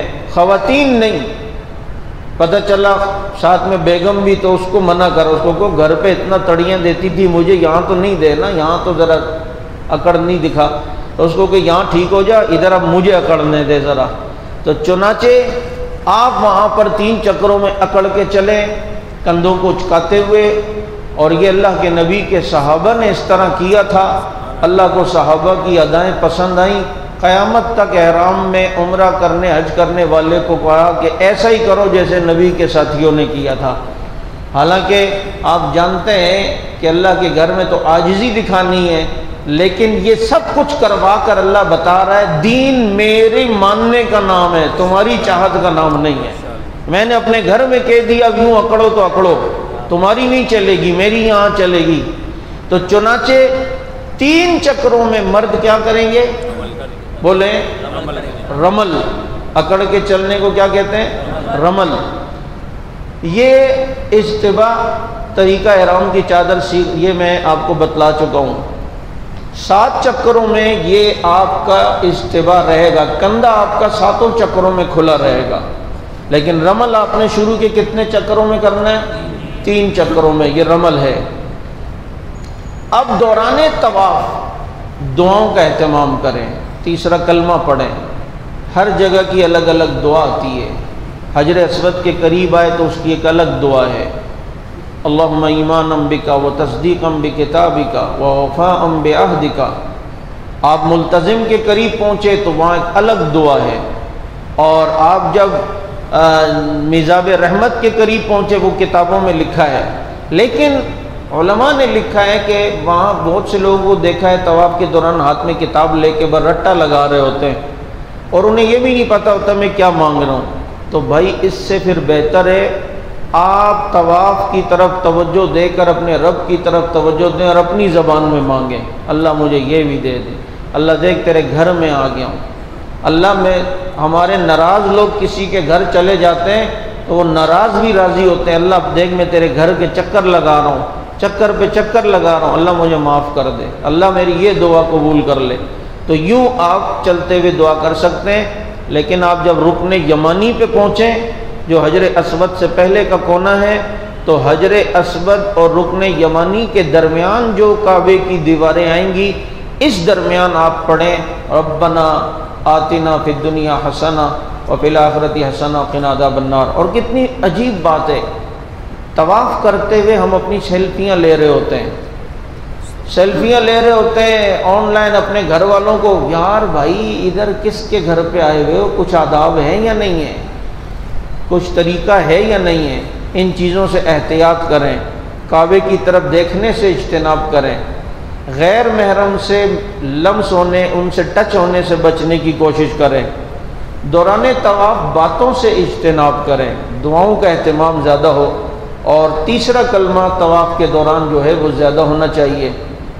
یہ آپ دیکھ لیں، یہ رکن یمانی اور حجر اسود، اس کے درمیان آپ نے یہ دعا پڑھنی ہے ربنا آتنا فی الدنیا حسنہ۔ اچھا، یہ جو رکن یمانی کی طرف آپ اس تصویر میں دیکھ رہے ہیں، یہ صاحب اس کو ہاتھ لگا رہے ہیں رکن یمانی کو، تو یہ یاد رکھیں کہ رکن یمانی کے قریب آپ گزریں اور رش نہ ہو اور ہاتھ لگانا ممکن ہو تو گزرتے ہوئے رکن یمانی کو سیدھا ہاتھ لگا کے جائیں۔ یہاں بسم اللہ اللہ اکبر یہ استلام یہ نہیں ہے، لیکن اگر آپ ذرا دور ہیں اور وہاں تک ہاتھ لگانا ممکن نہیں تو رکن یمانی پر استلام نہیں ہے، استلام صرف بیت اللہ کا ہے اور حجر اسود کا ہے۔ بس آپ اگر گزر رہے ہوں اور ہاتھ لگانا ممکن ہو تو ہاتھ لگاتے ہوئے رکن یمانی کو جو ہے وہ چلے جائیں۔ اب یہ حجر اسود اور بیت اللہ رکن یمانی کے درمیان ربنا آتنا فی الدنیا حسنہ وفی الآخرۃ حسنہ وقنا عذاب النار، یہ دعا جو ہے وہ مانگیں۔ اب آپ کے 7 چکر پورے ہو گئے۔ 7 چکر پورے ہونے کے بعد اب آپ آئیں بیت اللہ میں، مقام ابراہیم کے سیدھ میں کوشش کریں 2 رکعت نفل پڑھیں۔ مقام ابراہیم کے پاس پڑھنے چاہیے لیکن رش ہوتا ہے۔ دیکھیں جی، آداب کا خیال رکھنا یہ مستحب ہے، کسی کو تکلیف دینا یہ حرام ہے۔ وہاں اتنا طواف مقام ابراہیم لوگوں کے طواف کے درمیان آ رہا ہوتا ہے، لیکن حضرت وہیں نفل پڑھیں گے، چاہے ان کے اوپر کوئی چڑھ رہا ہے یا جو دھکے لگ رہے ہیں۔ نہیں جی، لوگ منع بھی کر رہے ہوتے ہیں وہاں کے شرطے، لیکن یہ کر رہے ہیں۔ آپ پیچھے آ جائیں، مقام ابراہیم کی سیدھ میں آ جائیں کہ مقام ابراہیم اور بیت اللہ آپ کے سامنے ہو، آپ وہاں 2 رکعت نفل پڑھیں۔ اور اگر وہاں بھی جگہ نہیں ملتی تو بیت اللہ میں کسی جگہ بھی آپ نماز پڑھ سکتے ہیں۔ 2 رکعت نفل پڑھی، دعائیں کریں، نفل کے بعد خوب اللہ سے مانگیں۔ اس کے بعد آپ زمزم پئیں، لیکن زمزم پینے کا بھی ایک طریقہ ہے۔ چونکہ طواف کے دوران آپ کو آئے ہوئے ہوں گے پسینے، ہمارے لوگ یہ غلطی کرتے ہیں کہ فوراً پھر جاتے ہیں، چونکہ آگے صحیح بھی کرنی ہوتی ہے، فوراً جا کر پانی ٹھنڈا ٹھنڈا پیتے اور اپنے اوپر بھی ڈالتے ہیں۔ اس سے یہ نقصان ہوتا ہے کہ آدمی سرد گرم بھی ہو جاتا ہے اور اسے بخار بھی ہو جاتا ہے۔ ہم نے اپنے استاد مفتی ظفر علی خان صاحب رحمۃ اللہ علیہ کو دیکھا، ان کے ساتھ جب ہم نے طواف کیا تو طواف کر کے وہ بیٹھ گئے اور تقریباً 10-15 منٹ بیٹھے رہے۔ میں نے کہا حضرت نے پانی نہیں پیا، ہم تو جا کے فوراً پیتے تھے۔ 10-15 منٹ کے بعد جب جسم نارمل ہو گیا، پسینے خشک ہو گئے، جسم ذرا سکون میں ٹھنڈا ہو گیا، اب اپنے جو ہے وہ پانی منگوایا، 5 گلاس پانی آئے اور ماشاءاللہ 5 کے 5 گلاس پی لیے۔ پھر سمجھ آیا اچھا جو ہمیں ہر دفعہ وہاں نزلہ زکام لگتا ہے وہ یہ بے احتیاطی تھی۔ دھوپ میں طواف ہو رہا ہے، اس کے بعد فوراً جائیں گے ٹھنڈا ٹھنڈا پانی، اس ٹائم تو مزہ آ رہا ہوتا ہے، لیکن بعد میں وہ جب ریال کی صورت میں ڈاکٹر کے پاس پیسے جاتے ہیں نا، پھر وہ سارے مزے نکلتے ہیں۔ تو یہ چند احتیاطیں اس میں پانی پینے میں احتیاط کریں، اور بیت اللہ کی طرف منہ کر کے زمزم پئیں اور بہت زیادہ پئیں، کیونکہ حدیث شریف میں آتا ہے کہ منافق آدمی زمزم زیادہ نہیں پی سکتا، تو کم از کم زیادہ سے زیادہ زمزم پئیں۔ اور زمزم پیتے ہوئے پینے کے بعد دعا ہے اللہم انی اسألک علما نافعا وعملا صالحا وشفاء من کل داء، یہ دعا پڑھیں، یہ بھی کتاب میں آپ کو مل جائے گی۔ ایک اور طریقہ جو سنت زمزم کا، آپ مثال کے طور پہ اب آپ پانی پی رہے ہیں نا، آپ نے 1 گلاس پی لیا، 2 3 4، اب آپ کو پتہ ہے یار 4 سے اوپر نہیں پیوں گا، اب اتنا ہی ہے، تو آپ آخری جو گلاس پی رہے ہوں اس کو آدھا پئیں اور آدھا پیتے پیتے اپنے منہ کے اوپر انڈیل دیں۔ یہ سنت طریقہ ہے۔ اللہ کے نبی نے ڈول میں پانی پیا زمزم کا، پیتے پیتے پیتے تھوڑا سا بچا تو وہ ڈول ایک دم اپنے اوپر سر کے اوپر یوں ڈال دیا، سارا سر سے ہوتے ہوا چہرے پر اور سینے پر آ کر لگا۔ تو ہم بھی زمزم یوں ہی پیا کریں کہ پیتے پیتے پیتے ایک دم اپنے اوپر جو ہے وہ انڈیل دے۔ یہ زمزم پینے کے بعد اب آپ نے آگے آنا ہے صفا مروہ کی طرف۔ یہ زمزم کے کولر اس طرح آپ کو ملیں گے، ایک طرف سے گلاس میں پانی پینا ہے اور دوسری طرف یوز گلاس باہر پھینکنا ہے۔ اب عمرے کی جو تیسرا کام ہے وہ ہے سعی، یعنی صفا سے مروہ کی سعی کرنا، 7 چکر لگانا۔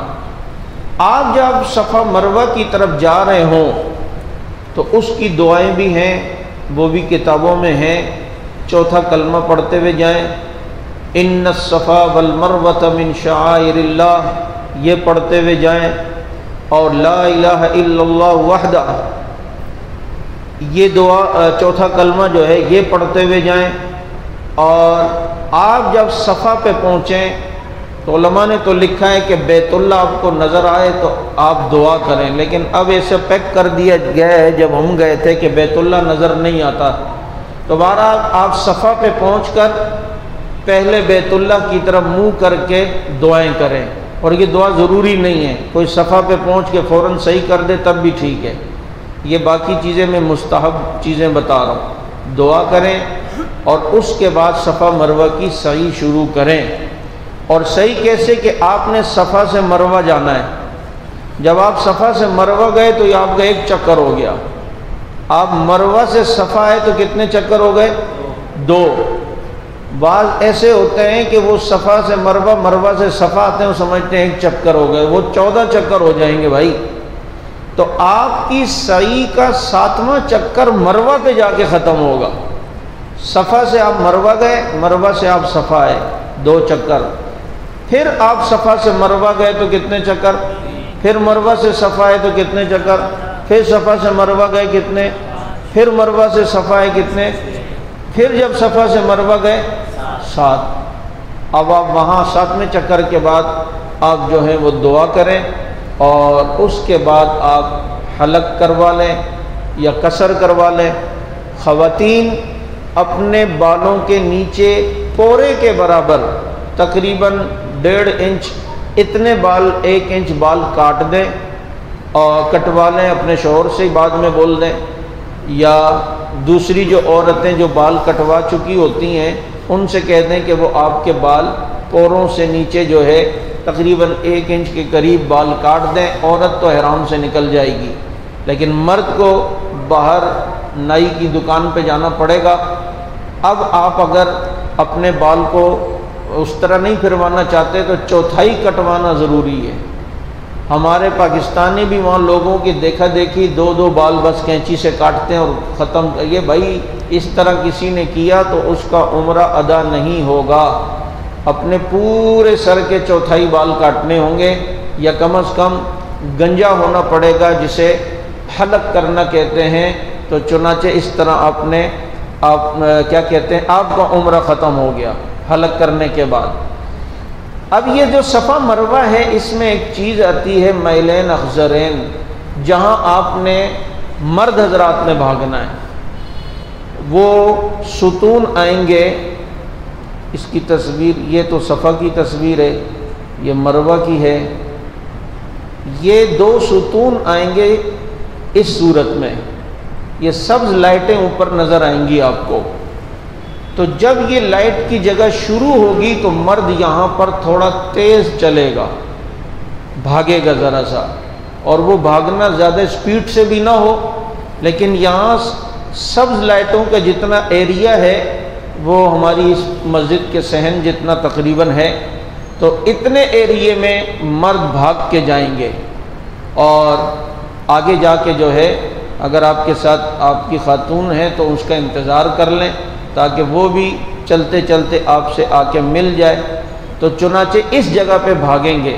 واپسی پر جب آپ آئیں گے مروہ سے صفا تو پھر یہ سب ستون ملیں گے، یہاں بھی بھاگیں گے۔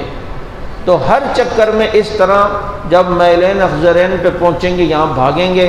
یہ وہ جگہ تھی جہاں حضرت ہاجرہ بھاگتی اپنے بچے کے لیے، وہاں جاتی پانی کے لیے، تو اب جناب پانی نظر نہیں آتا، پیچھے بچے کی فکر ہوتی تو وہاں بھاگ کر آتی۔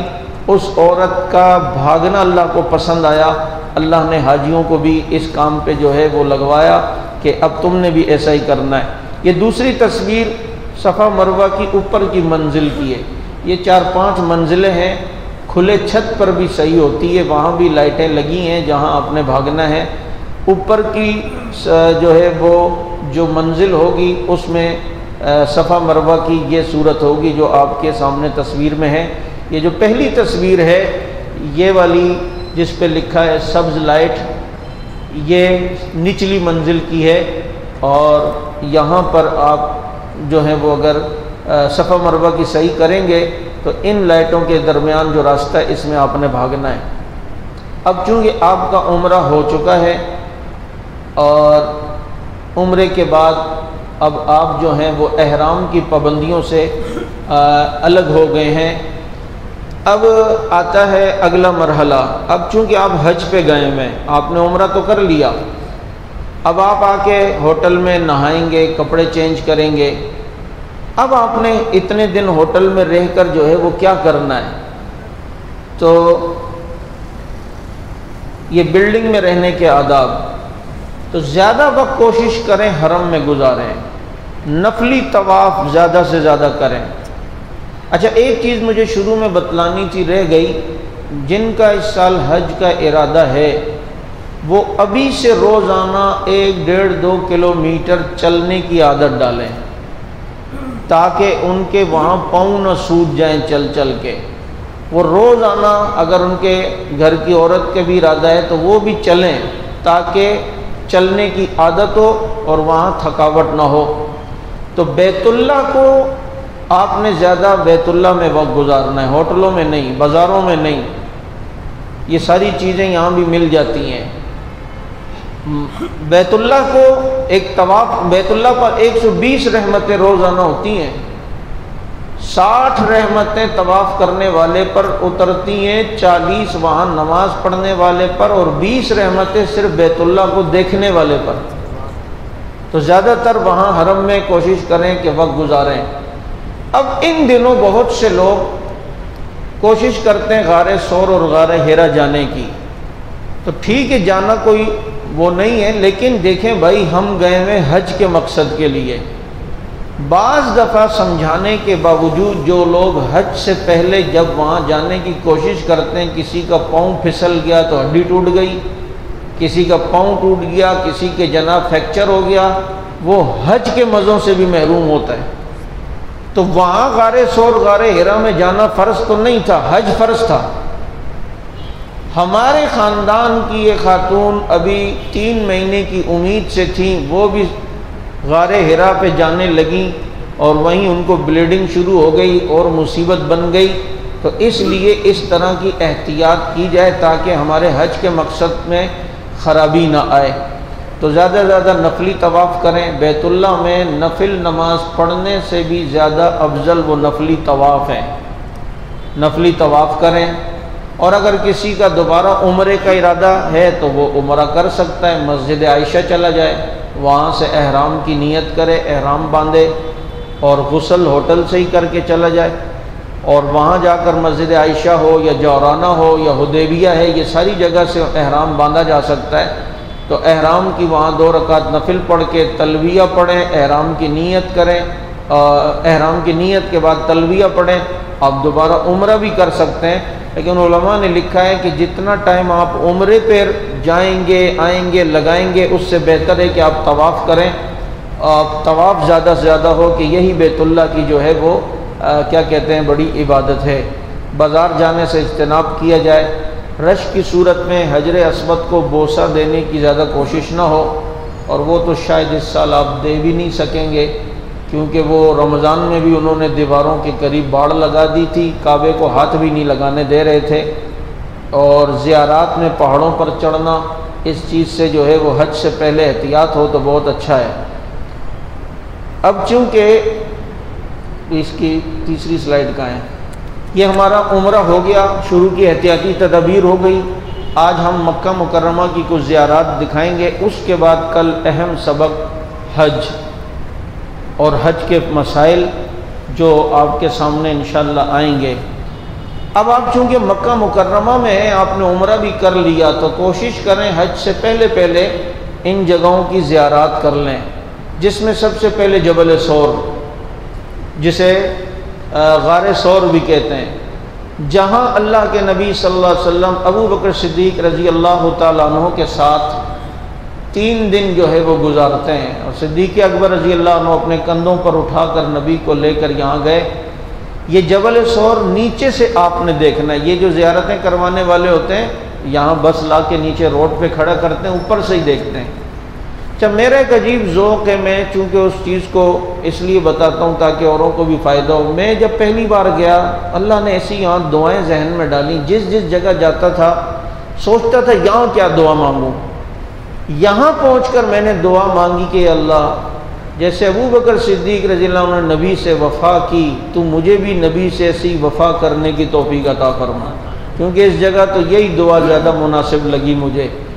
تو یہ جبل ثور ہے جہاں صدیق اکبر رضی اللہ عنہ کے ساتھ اللہ کے نبی رہے اور ان کی گود میں سوئے، اور جناب قرآن کریم کی آیات لا تحزن ان اللہ معنا، یہیں پر یہ آیت کا نزول ہوا۔ جبل نور جسے غار حرا بھی کہتے ہیں، جہاں پر پہلی وحی آئی۔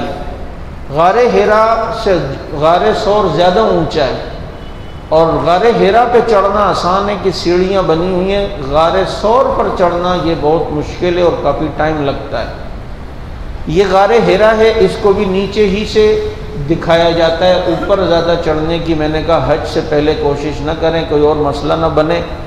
یہ اللہ کے نبی پر پہلی وحی یہیں پر آئی، اقرا بسم ربک الذی خلق، جب جبریل علیہ السلام آئے۔ یہاں میں نے دعا مانگی کہ اللہ علم نافع عطا فرما، قرآن کے علم عطا فرما، چونکہ یہاں علم کی ابتدا ہو رہی تھی تو کوشش کریں یہاں علم ہی کی دعا مانگے کہ اللہ ہمیں اپنے دین کا علم عطا فرما۔ یہ غار حرا کی آپ تصویر دوسری دیکھ رہے ہیں، یہ کوہان نما غار ہے۔ مکہ مکرمہ کے کئی جگہوں سے آپ کو دور سے یہ غار نظر آئے گا، جو آپ اپنے ہوٹل سے بھی بعض دفعہ دیکھ سکیں گے اگر اس کا رخ اس سائڈ ہوا تو۔ مقام ولادت رسول صلی اللہ علیہ وسلم، یہ جہاں پر مروہ ختم ہوتا ہے، مروہ، وہاں سے آپ جس دروازے سے نکلیں گے تو یہ بلڈنگ آپ کو جو ہے وہ آگے نظر آئے گی۔ کسی سے وہاں پوچھ سکتے ہیں، جہاں مشہور ہے کہ آپ صلی اللہ علیہ وسلم کی ولادت ہوئی۔ جنت المعلی کا قبرستان، یہاں پر وہ قبرستان جو مکہ مکرمہ میں ہے، اور صحابہ کرام کئی یہاں مدفون ہیں۔ ابو قحافہ ابو بکر صدیق رضی اللہ عنہ کے والد وہ بھی یہیں دفن ہیں، عبداللہ ابن زبیر، حضرت اسماء، اور سب سے بڑی بات ہماری ماں ام المومنین آپ صلی اللہ علیہ وسلم کی پہلی زوجہ حضرت خدیجۃ الکبریٰ رضی اللہ تعالیٰ عنہا بھی مکہ مکرمہ کے اسی جنت المعلی میں مدفون ہیں۔ تو چنانچہ اس قبرستان کی بھی زیارت ہوتی ہے، ہفتے میں ایک دن اندر کوئی جانے کا ٹائم ہوتا ہے، باقی باہر ہی سے زیارت ہوتی ہے۔ مرد حضرات تو جائیں، عورتیں جو ہیں ان کا جانا اندر ممنوع ہوتا ہے۔ یہ جنت المعلی وہ قبرستان ہے کہ ایک جنت البقیع ہے جو کہ مدینہ منورہ میں ہے۔ قیامت جب ہوگی تو قیامت میں قبر میں سب سے پہلے اللہ کے نبی اٹھیں گے، پھر نبی کے ساتھ سوئے ہوئے حضرات شیخین اٹھیں گے، پھر اس کے بعد جنت البقیع والے اٹھیں گے اور نبی کے ساتھ آ کے ملیں گے اور میدان حشر کی طرف جانے لگیں گے، تو اللہ کے نبی جنت المعلی والوں کا انتظار فرمائیں گے، اور جب یہ بھی آ کر جنت البقیع کے مردوں کے ساتھ ملیں گے، پھر یہ سارے حضرات جنت البقیع اور معلی والے نبی کی معیت میں میدان حشر تک جو ہے وہ جائیں گے۔ تو یہ جنت المعلی، یہ مقام روانگی معراج، یہ چونکہ نئی تعمیر میں ختم ہو گئی ہے اس لیے یہ اب آپ کو وہاں نظر نہیں آئے گی۔ مسجد شجرہ، مکہ میں زیارت کی یہ مسجد بھی ہے۔ مسجد شجرہ جہاں آپ باب فتح سے جب باہر پیچھے آئیں گے تو یہ مسجد شجرہ آئے گی، وہاں آپ نے بعض دفعہ آپ کے جو گروپ والے ہیں وہ آپ کو زیارتیں کروائیں گے۔ یہ مسجد شجرہ وہ یہ کہ اللہ کے نبی نے جو درخت کو اشارہ کیا تھا اور درخت زمین پھاڑتا ہوا آیا تھا، یہ وہی جو ہے وہ درخت والی جگہ ہے، ادھر مسجد بنا دی گئی ہے۔ مسجد رائے ہے، یہ بھی مسجد شجرہ کے قریب ہے۔ آپ صلی اللہ علیہ وسلم نے یہاں بھی جو ہے وہ قیام فرمایا ہے۔ یہ ساتھ میں مسجد جن ہے، یہ مسجد جن بھی مسجد شجرہ والی پٹی میں ہی آئے گی۔ مسجد جن اس کو اس لیے کہتے ہیں کہ اس جگہ اللہ کے نبی قرآن پڑھ رہے تھے تو جنات نے اللہ کے نبی کا قرآن سنا تھا اور پھر وہ مسلمان ہوئے تھے۔ قُلْ أُوحِيَ إِلَيَّ أَنَّهُ اسْتَمَعَ نَفَرٌ مِّنَ الْجِنِّ فَقَالُوا إِنَّا سَمِعْنَا قُرْآنًا عَجَبًا۔ یہ مسجد جعرانہ، یہاں سے عمرے کا احرام بھی آپ باندھ سکتے ہیں۔ جعرانہ وہ جگہ ہے جہاں پر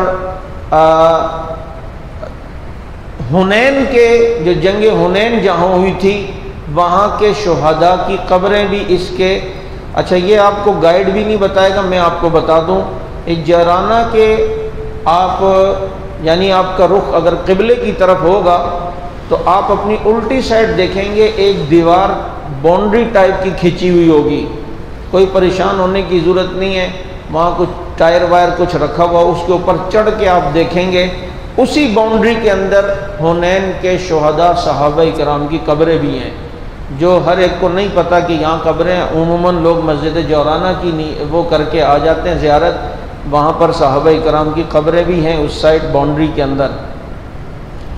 یہ آج کا مختصر سا ہمارا سبق تھا جو ہم نے آپ کے سامنے رکھا ہے۔ ایک منٹ ذرا دیکھ لیتے ہیں۔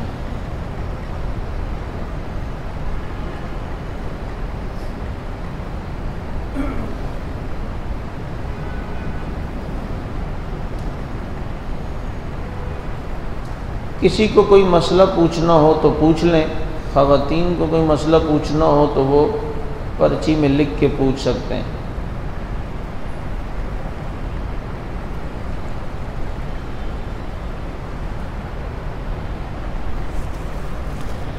ابھی چونکہ وقت میرے خیال میں ہے مدینہ منورہ کی زیارت بھی کروا لیں تاکہ کل حج سے ہم فارغ ہو جائیں،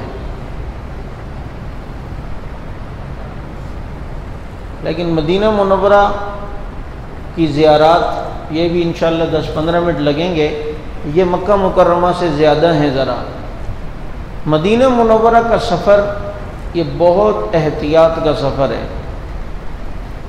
مکہ مکرمہ بندے کا اور اللہ کا معاملہ ہوتا ہے، لیکن یہاں کی بے ادبی انسان کو بہت پیچھے تک دھکیل سکتی ہے، اس لیے مدینہ منورہ کے بہت سارے آداب ہیں۔ میں آپ کو مشورہ دوں گا کہ جو حج پہ جانے والے ہیں شیخ زکریہ رحمۃ اللہ علیہ کی فضائل حج کا مطالعہ ضرور کریں، اس کی عجیب ہی برکات اور انوارات ہیں۔ تو مدینہ منورہ کے اس میں بہت سارے آداب لکھے ہیں۔ یہ مدینہ منورہ کا سفر یہ معمولی سفر نہیں ہے، یہ عشق کا سفر ہے، آپ صلی اللہ علیہ وسلم سے محبت کا سفر ہے، لہٰذا کثرت سے درود پڑھتے ہوئے مدینے کا سفر کیا جائے اور استغفار کرتے ہوئے کیا جائے کہ میرے گناہوں کی وجہ سے کہیں اللہ کے نبی مجھ سے ناراض نہ ہو اور میرے سلام کا جواب نہ دیں۔ اتنا ڈرتے ہوئے احتیاط سے مدینہ منورہ کا سفر جو ہے وہ ہمیں کرنا ہے۔ چنانچہ مدینہ منورہ کے سفر میں ہو سکتا ہے آپ کی حج کی فلائٹ پہلے ہو ہی مدینے کی، تو اس میں تو آپ احرام نہیں پہنیں گے، تو اس میں آپ زیادہ سے زیادہ پورے رستے درود شریف پڑھیں کثرت سے۔ اور مدینہ منورہ کے اتنی احتیاط ہو کہ یہاں کے لوگوں سے بھی، یہاں کے دکان والوں سے بھی، یہاں کے عملے سے بھی ادب سے بات کرنی ہے، کہیں ایسا نہ ہو کوئی ناراضگی نہ ہو۔ ایک شخص مدینہ منورہ میں تھا، دہی کھانے لگا اور کہنے لگا یار مدینے کا دہی بہت کھٹا ہوتا ہے۔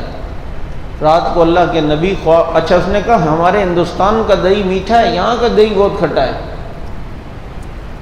رات کو اللہ کے نبی خواب میں ہے اور فرمایا نکل جاؤ میرے شہر سے، جسے میرے شہر کا دہی اچھا نہیں لگتا وہ یہاں کیا کرنے آیا ہے۔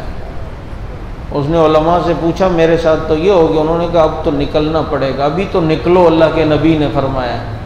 ایسے ایسے یہاں پر واقعات ہوئے ہیں جنہوں نے یہاں کی بے ادبی کی، تباہ ہو کے رہ گئے، اللہ ہماری حفاظت فرمائے۔ اس لیے مدینہ منورہ میں آدمی، میرا چونکہ میں بتاتا نہیں ہوں لیکن آپ چونکہ یہاں آئے ہیں تو کچھ چیزیں امانت ہیں، مجھے بتانی پڑتی ہیں بعض چیزیں۔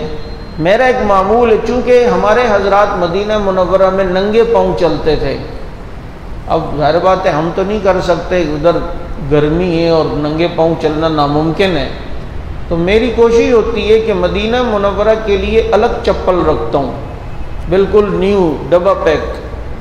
جیسے ہی مدینہ منورہ کی ابتدا ہونے لگتی ہے میں وہ چپل پہن لیتا ہوں۔ وہ چپل ایسی ہے جیسے کہ آدمی ننگے پاؤں چل رہا ہے، کسی جگہ باتھ روم میں استعمال نہیں کی۔ اب اس چپل کو آپ واش روم میں استعمال نہ کریں، اس چپل کو آپ جو ہے ناپاک جگہ نہ لے کے جائیں۔ اب یہ اسی چپل کو آپ لے کے چلیں، سمجھے ایسے ہی ہے جیسے آپ ننگے پاؤں چل رہے ہیں۔ اب آپ مدینہ منورہ پہنچے تو اپنے ہوٹل میں جائیں، غسل کریں، کیونکہ اب نبی سے ملنے جانا ہے، بہت نازک مقام پہ جانا ہے۔ غسل کریں، مرد حضرات ہیں تو خوشبو لگائیں، کوشش ہو تو امامہ پہن لیں کہ نبی کے سامنے نبی کی سنتوں کے ساتھ تو جائیں نا۔ اور جب آپ نے وہاں مدینہ منورہ میں جب آدمی جائے تو پہلے نیت یہ کرے کہ میں نے حضور کے روزے کی زیارت کرنی ہے، نیت صرف اس جگہ کی ہو، مسجد نبوی کی اور حضور کے روزے کی زیارت کی، باقی زیارتیں خود ہوں گی۔ میرا ایک مزاج ہے کہ میں مدینہ منورہ کے سفر میں ایک نیا جوڑا رکھتا ہوں جو پہلی ملاقات کے لیے جاتے ہوئے پہنتا ہوں، بالکل صاف نیا کپڑا، اور وہ صرف حضور صلی اللہ علیہ وسلم کے روزے پر جانے کے لیے کہ جناب پہلی جو ادھر زیارت کے لیے جا رہے ہوتے ہیں اس سفر میں، تو اس میں وہ نیا کپڑا پہنتا ہوں۔ اب وہاں آپ مسجد نبوی میں آئیں اور مدینے میں آہستہ قدم رکھنا ہے، تھوکنا نہیں ہے مدینے میں۔ میں اپنے دوست کے ساتھ ہوٹل میں ہم کھانا کھا رہے تھے اپنے کمرے میں، وہ بلی ایک آ گئی، وہ منہ جیسے قریب، تو ہمارے دوست میں کہو بھائی یہ مدینے کی بلی ہے، اس کو ہم دھتکار بھی نہیں سکتے، اسی نے شکایت کر لی تو ہمارا کیا بنے گا۔ یہ بڑے نازک مرحلہ ہے، وہاں تھوکنا، زور سے چیخ کے آواز دینا، وہاں جناب کیا کہتے ہیں ناک کو پھینکنا، یہ ساری چیزوں میں احتیاط ہو بھائی۔ مدینہ منورہ کی احتیاط جتنی ہو سکتی ہو، ادب ہو سکتا ہو اتنا کریں۔ مدینے کی آداب کی برکت سے اللہ رب العزت انشاءاللہ ہمارے حج کو بھی قبول فرمائیں گے۔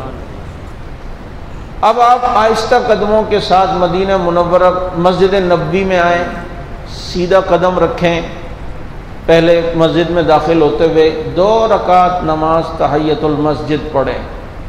تحیۃ المسجد پڑھی، اور اگر نماز کا ٹائم نہیں ہے تو حضور صلی اللہ علیہ وسلم کے روزے مبارک کی زیارت کریں، لیکن کرنے سے پہلے احتیاطاً صدقہ پہلے تھوڑا سا دے دیں، صدقہ پہلے دے دیں، اگرچہ یہ حکم منسوخ ہو چکا ہے لیکن ادب یہی ہے۔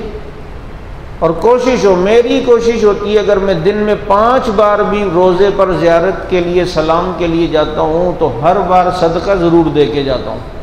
کیوں؟ صدقہ بلاؤں کو ٹالتا ہے، کیا پتہ وہاں ہم سے حضور ناراض نہ ہو جائیں تو اس سے بڑی مصیبت اور کیا ہوگی، تو صدقہ ان چیزوں سے انشاءاللہ بچائے گا۔ تو صدقہ وہاں حرم میں کام کرنے والے ہوتے ہیں، 2 ریال ہی دے دو، 1 ریال ہی دے دو، لیکن کچھ نہ کچھ دے کر پھر نبی کے روزے کے پاس بالکل احتیاط سے، اور ناراض نہ ہو۔ میں ساتھیوں کو ایک بہترین مشورہ دیتا ہوں، اگر داڑھی نہیں ہے تو بس دور سے ہی سلام کر لو، جالی کے قریب نہ جائیں۔ ادھر جائیں اور وہ آپ صلی اللہ علیہ وسلم چہرہ پھیر لیں یا ناراضگی کا اظہار، تو پھر تو سب کچھ تباہ ہو گیا ہمارا۔ تو اگر چاہتے ہیں کہ نہ ہو تو ادھر چہرہ دکھانے سے پہلے کوشش کریں کہ نبی کی سنت پوری کر لیں، تاکہ جو ہے وہاں شرمندگی کا سامنا نہ کرنا پڑے۔ تو روزہ مبارک پر حاضری دینی ہے اور جالی مبارک کے قریب آپ سلام پیش کرنا ہے۔ یہ مسجد نبوی کی کچھ جگہیں، یہ صحن ہے مسجد نبوی کا، اور سامنے آپ کو گنبد خضرا نظر آ رہا ہے۔ اندر کی تصویریں آگے آئیں گی جو آپ کو وہاں کام دیں گی۔ یہ مسجد نبوی کے یہ گنبد خضرا ہے، اسی کے نیچے آپ صلی اللہ علیہ وسلم کے روضہ قبر مبارک ہے، حضرات شیخین کی قبور یہاں پر ہے، اور یہی وہ جگہ ہے جہاں حضرت عائشہ رضی اللہ تعالیٰ عنہ کا حجرہ ہوتا تھا، اور آپ صلی اللہ علیہ وسلم یہیں پر دنیا سے تشریف جو ہے وہ لے کر گئے۔ اب دیکھیں وہ بعد میں بھی آئے گا، لیکن یہ میں بعد میں رہ نہ جائیں، اگر کوئی مسجد نبوی میں یہاں صحن کے ان دیواروں کے قریب سے گزر رہا ہے، جو یہ دیواریں آپ کو نظر آ رہی ہیں، تو یہاں سے گزرتے ہوئے بھی حضور صلی اللہ علیہ وسلم کو سلام کرنا چاہیے، کیونکہ ایک صحابی کا قصہ لکھا ہے، کہ وہ یہاں سے گزرتے، اس وقت تعمیر ایسی تو نہیں تھی، لیکن اس کے قریب سے گزرتے ہوئے ایسے ہی گزر جاتے تھے، تو اللہ کے نبی نے خواب میں شکوہ فرمایا کہ قریب سے گزر جاتے ہو، سلام تک نہیں کرتے۔ اس لیے آپ چونکہ جب سلام کر کے نکلیں گے نا تو اس دروازے سے نکلیں گے، جو اس پلر کے پیچھے جو آگے تصویروں میں آئے گا۔ تو یہ جو پلر ہیں 1 2 3 4 5، یہ 5ویں نمبر کا جو پلر ہے، جو میں نے وہاں اندازہ لگایا اور جو جج کیا اور جو تصویروں کے ذریعے، یہ 5ویں اور 6ٹھے پلر کے درمیان کھڑے ہو کر آپ سلام پیش کریں تو یہ حضور کے سامنے بالکل سیدھ میں آئے گی جگہ، ان دیواروں کے 5ویں 6ٹھے اس طرف سے 5واں 6ٹھا، یعنی آپ کا اگر رخ روض مبارک کی طرف ہو تو سیدھے ہاتھ سے جو یہ 5ویں چھوٹے چھوٹے پلر جو بنیں گے، یہ دیواروں کے ساتھ جو پلر ہیں، میں ان کی بات کر رہا ہوں، تو یہاں بھی آپ گزرتے ہوئے سلام پیش کر کے گزریں۔ ایک تو ہے یہاں سے، ایک ہے اندر روضہ مبارک کی جالیوں کے پاس،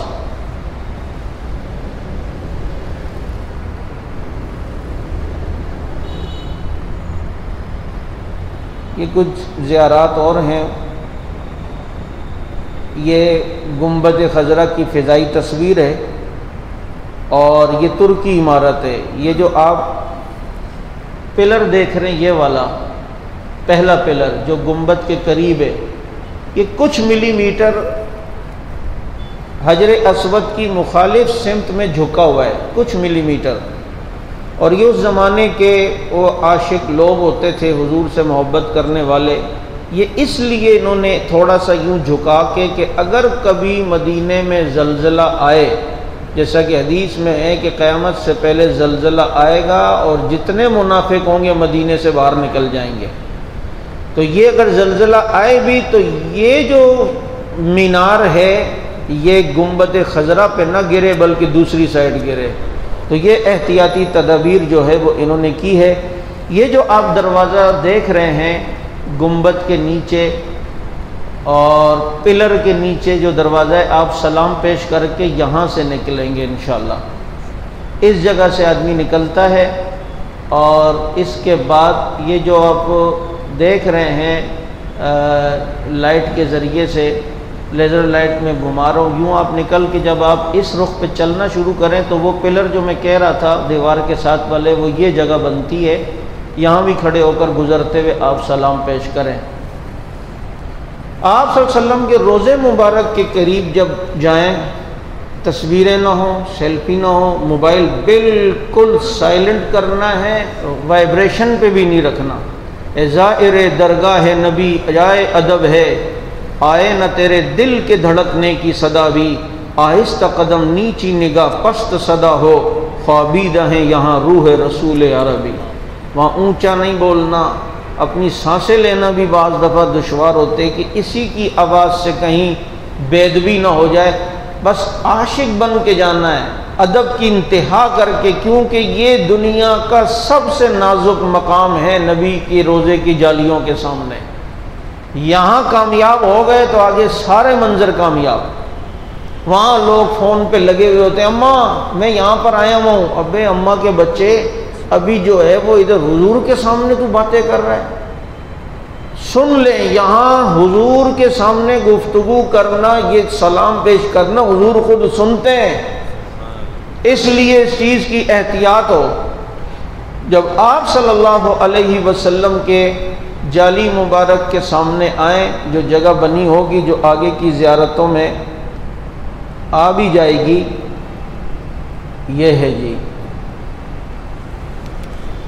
یہ اوپر لکھا ہوا ہے محمد الرسول اللہ، یہ گیٹ کے اوپر یہ 2 سوراخ آپ دیکھ رہے ہیں، یہ حضرات شیخین ہیں، اور جو الگ ہے یہ حضور صلی اللہ علیہ وسلم، اسی سوراخ کی بالکل سیدھ میں آپ صلی اللہ علیہ وسلم کا چہرہ مبارک ہے۔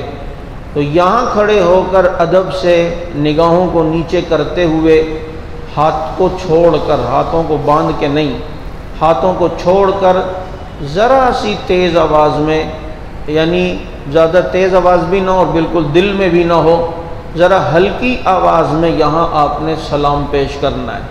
اور سلام کا بہترین صیغہ جو ابن عمر رضی اللہ تعالیٰ عنہ سلام جن الفاظ کے ساتھ پڑھتے تھے وہ وہی ہے جو ہم نماز میں پڑھتے ہیں، السلام علیکہ ایہا النبی ورحمۃ اللہ وبرکاتہ، یا یوں بھی کہہ سکتے ہیں یا الصلاۃ والسلام علیکہ یا رسول اللہ، الصلاۃ والسلام علیکہ یا حبیب اللہ، الصلاۃ والسلام علیکہ یا رحمۃ للعالمین۔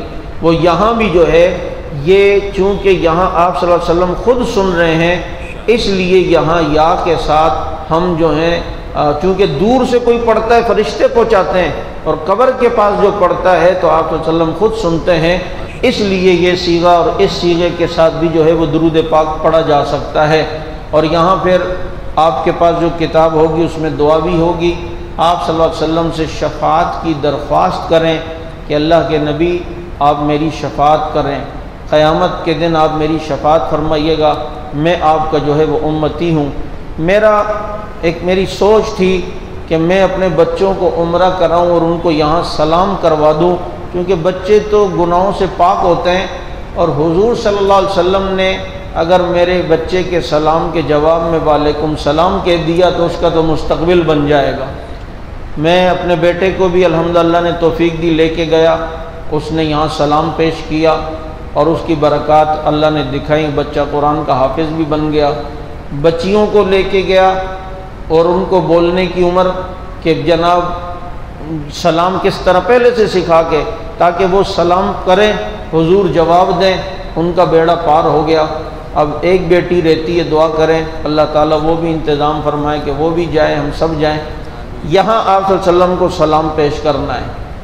اور اس سے اگلے جو جگہ آ رہی ہے جو گول دائرہ، یہاں ابو بکر صدیق رضی اللہ تعالی عنہ کا سینہ مبارک کہتے ہیں اس کی سیدھ میں، تو چنانچہ یہاں ابو بکر صدیق رضی اللہ تعالی عنہ کو سلام کرنا ہے، السلام علیکہ یا خلیفۃ رسول اللہ ابا بکر الصدیق رضی اللہ تعالی عنہ ورحمۃ اللہ وبرکاتہ۔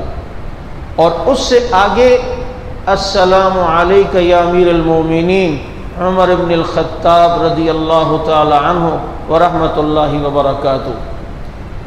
اب موقع ہو تو ان دونوں حضرات کو سلام کرنے کے بعد یہ جو درمیان میں آپ جگہ دیکھ رہے ہیں، یہ جگہ دو